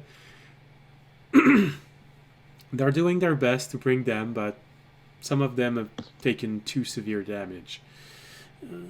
Part of their complement of warriors weren't that high level. But some of them look like they can be saved, and they're bandaged. They ask you if they can take your cart for the rest of the road. Yeah, it'll just be 500 gold. No, I'm kidding. It's it's yeah, we could take our court. it's a real shame that all those soldiers were just 2 days left before retirement. Oof. All of them. Just one This is last. actually This their is supposed to last be hurrah. an easy trip. Audience, however, will in fact see if the priest has anything on him, because he seemed to be like a decently high level priest. So it's good to see if the priest that he killed has any loot on him. Well, unfortunately for audience, yes, he does have a few things. He has a warhammer that is +1, and it shows. It radiates energy. Nice. Half plate and shield also have bonuses. I know I shouldn't have said +1 immediately for Warhammer, because audience doesn't have the ability to identify this. It's Remy. Sorry, The audience just looks at it and goes, "Yeah, that's a +1 Warhammer right there." Yeah. It's extra shiny. His half plate is It's got it's written on the side. his This half is plate a is plus. very well made, so it has a plus, and he has also a shield that has a plus. He has a little pouch with several potions in it, 6. None of them have been taken. He did have something in his hand, looked like a small pearl, but it's broken right now. So there is a very low chance of this actually having any effect. Any coin purse or letter of who sent them, or Oh, yes, of course. You do not find money on him, but you do find equipment which suggests that it is sort of a bounty hunter. So he was smart enough to not carry around all of his money, but you do find several scrolls of different bounties and thing that he might have been asked. Although the author of the letter isn't specified, someone did commission him along with a group. The letter says that it has been sent to a group of people to attack the caravan, and the road of the caravan was stated where it was where it would be obvious. And actually from Tresfin they could have attacked. So there's a little bit of luck of you catching them at the crossroad. There are bounties for several people, including most of you. Oh. Yeah. It's from the town we just left. I was from No, actually, those ones you easily recognize as being issued by the Hunter Cult. Do I still have the highest bounty? Currently, you, Jorg, Fisher, and Remy all have bounties of 30,000. 30,000 gold? Yes. Or plat? Damn. No, gold. Okay. Plat is not something No, I they know. could afford. Okay, 30,000 gold. Alright. And We're gonna have to turn ourselves in. there is a promise of doubling the amount for audience if he is brought alive. Oh. Mm. Although while we're body Sorry, weight, audience. was there anything on the rogue? Because I feel like that would just be like like basically the equivalent of teabagging in. The rogue. Here it is. The rogue. A decent cache of darts. You find a few daggers, a short sword. You find a studded letter, also very well made, so there's probably a bonus on it. And he has a ring on his finger. Very shiny, beautiful, smooth ring. You had him on shiny. Which you feel looks very similar to another ring that you've had before, which was a ring of protection. For money, unfortunately, he also doesn't have a money purse, a money pouch. But you find the same scrolls, though he does have a few different scrolls than audience. All of your scrolls are there. You find one only of you, however, Remy. Apparently there's another group that wants your head. And you recognize one of the insignia of those who was attacking the city, the town, from the world perspective a few days ago. One of those guilds is looking for you, but for now it's only 5,000 gold. You know that it's still enough that if you go into most major cities, you'll need to be a bit careful. But 5,000 gold might not bring anyone capable of killing you just yet. Maybe just casually whistles, takes that scroll, and just kind of like.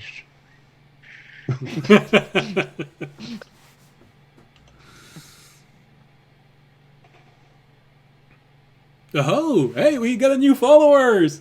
The alarm works! Yay! Whoa! Alright, I'm just gonna add an antidote, 6 potions. Goodness! We got another Look at follower! I'm so glad I settled the follower alarm. That's so cool. Hey. Unidentified. Good lord. Damn. Is that... Hello. Oh, it's Guys a were loaded, raid! though.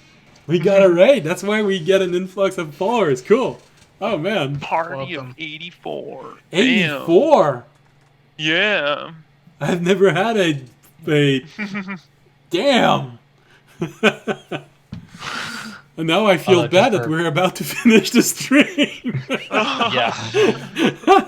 Awkward. Thanks for the ray. Thank you very much. Man, For the record, that's how many extremely darts and appreciated. daggers was that? Darts and daggers. Darts, there is 16 more darts, and you find a total of 3 daggers and 1 short sword.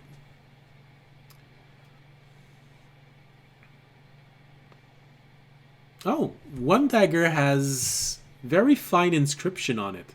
You're not sure if it's magical yet, but that's definitely something that might either be magical or on its way to becoming magical.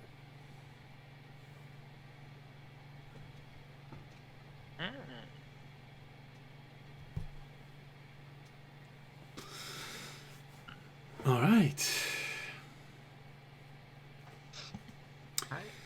And of course, the wizard has wizard stuff on him.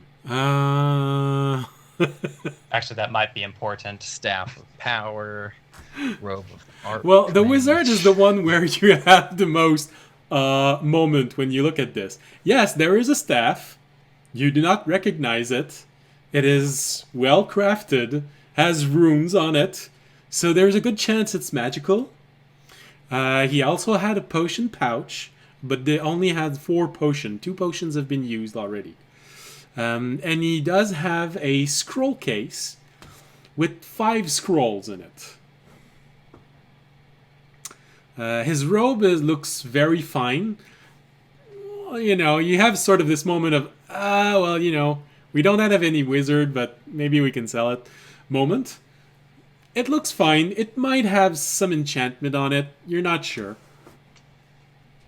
And he has 1 ring, which looks fancy. Could be enchanted. It's very well made, very smooth. Has a little green gem on it.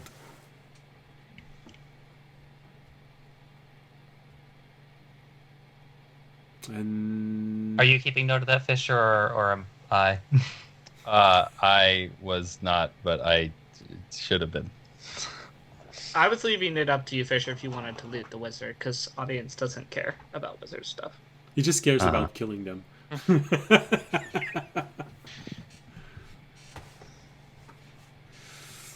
There's like a magical staff, fine robe, possibly magical ring.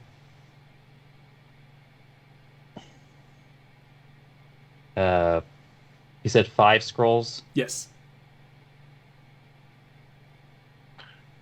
Damn. They've been wrapped in a way that feels like spell scrolls. Uh-huh. Oh wait, did the priest have actual like usable scrolls? Or did you just have scrolls of like writing, like a bounty hunter? No, Yeah, not I'll spell take that scrolls, stuff, just Remy. normal Okay. scrolls. I mean, That's what I I thought. feel like you'll be spending 6 hours identifying a lot of this stuff. But Well, technically, from where you are on your map, although you had a very rough night and bare minimum to recover, you do have. Well, you have a stop in a town in roughly an hour and a half. You I could- mean, that depends on the other adventurers. We'll probably just keep going if they choose. It's kind of up to them. They're in charge of this cart. We're just there. Oh yeah, and of course, Ohunak, you have his acorn. Yeah, I made sure to grab that because I mean, it's not hard because I imagine it's right it's around. the only thing left. Yeah. Well, that, but also because every time you like walk by any place where Onak used to be, you suddenly feel a Somebody's murderous looking at intent from unknown location.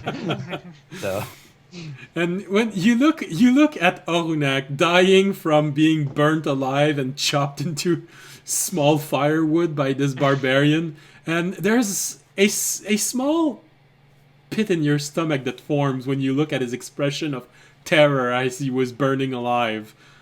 Well, he did soak up a powerful magic and definitely something that feels critical as the split goes from his head all the way to the place where his root separates. No, our elemental friends did not fare well that fight. Both No. Magna and Olgonak both. I think Raimi's going to find Ornak some nice soil the next time that they. Did not fare well. Give him some good, juicy soil. All right, so now you all bunch up in this single cart with No, A few- I'm staying far away now. Jark's gonna be traumatized for a while. And Wait, yeah, that's a crowded cart. Do we have room for everybody? well, that's what I was Plus gonna the say. gear. They have injured. They have loot to put on your cart. Your cart is slightly larger than theirs, but a lot of people are gonna have to walk. I'll walk. I'm in decent shape. Like, I mean, I'm banged up, but I'm in decent shape. I can. I'm not using the rest of my spell slots to heal until we can get somewhere that we can know is safe. Yeah, same. I mean, do we possibly make a particular offer? Offer. To the DM, I'll donate a lot of bits if you don't make me. I'm always for it. God, if you want to I'm- just heal me up to fuel real quick, I'll. I'm referring to the fact that we have a lot more space than normally we would. Oh, yeah. our dimensional Maybe- storage. Maybe Yeah, a certain I'll item make would the get offer. stolen less if. I'll if it make the weren't offer. accessible. I'll go up to the other paladin or whoever the leader, who I still don't know his name, so it's all awkward. I'll be like, "Hey, my guy, I don't know. Dude. dude. I have a dimensional storage space, and I'll show it to him if we want to put anything in there. That will help us, since our cart isn't necessarily big enough, and I like to leave room for the wounded so that they can feel more comfortable. Yeah, I think that could be appreciated. All right. Turns around. Luckily, we cleared out the corpse. Yeah, you can also store corpse in there. I'm not offering it for corpse. No, I'm saying it's lucky that we cleared out the corpse before Oh. we showed somebody else Yes. inside. So, he gladly accepts the storage space, knowing that you are, up to now, very sincere in everything you said. So, stores everything inside of your dimensional space. He asks you to give him the key, just to make sure. It's not that he doesn't completely trust you, but he doesn't completely trust you. Okay. I will give him the key. All right. So he takes the crystal and takes a moment, extend his hand in a handshake motion. I'll shake his hand. Barth. He just names himself. There. Okay. I give a look like, do you just say a magical word? I don't know. I'll be like, is that your name? He just smiles a little bit when you say this, and he goes back to the car. I'm gonna go like, that's his name. Barrett. Barth. Barrett. My fault. Like Barrett. Yeah, no, not Bareth, just Barth. You just remove the R in the Bareth. It's like it's somewhere between birth and birth. Alright, so you all pile on in there, put the wounded inside the cart, store the precious cargo inside of the dimensional storage. You take up a defensive perimeter around this cart, and you keep on walking until you reach the next town. And I feel this is a perfect place to end the street tonight. So sorry for everyone who just raided us. You really caught us at the very end. But hey, it was very appreciated, and wow, I've never had so many followers at the same time adding up within a single session. So thank you very much. And like I said, this is where we're gonna end tonight's session. And we're gonna give a little bit of a campfire vibe as we're finishing. And as always, thank you for watching. Thank you for being there. Thank you for the huge raid we got. And as always, see you next Wednesday or Friday if you're here for the broadcast that is placed for a more Eastern audience. And don't go too far if you're here for the Friday Friday rebroadcasts. At the end, I always try to see if there's someone we can raid. So maybe we'll have a raid if you stay enough. I hate doing raids with only 2 people, so please stay a bit. But that's it. So as always, if you enjoyed the show, you can support us by following us, like we just had tonight, on Twitch or Twitter or YouTube. You can also support the stream by making a donation, becoming a Patreon, subscribing, or simply by spreading word of this channel. That always helps, and this one absolutely does not cost anything. You can even talk about it with your friends, so it's even a good time for some people. And that's about everything, so thank you again, and as always, stay safe and stay healthy. Good night.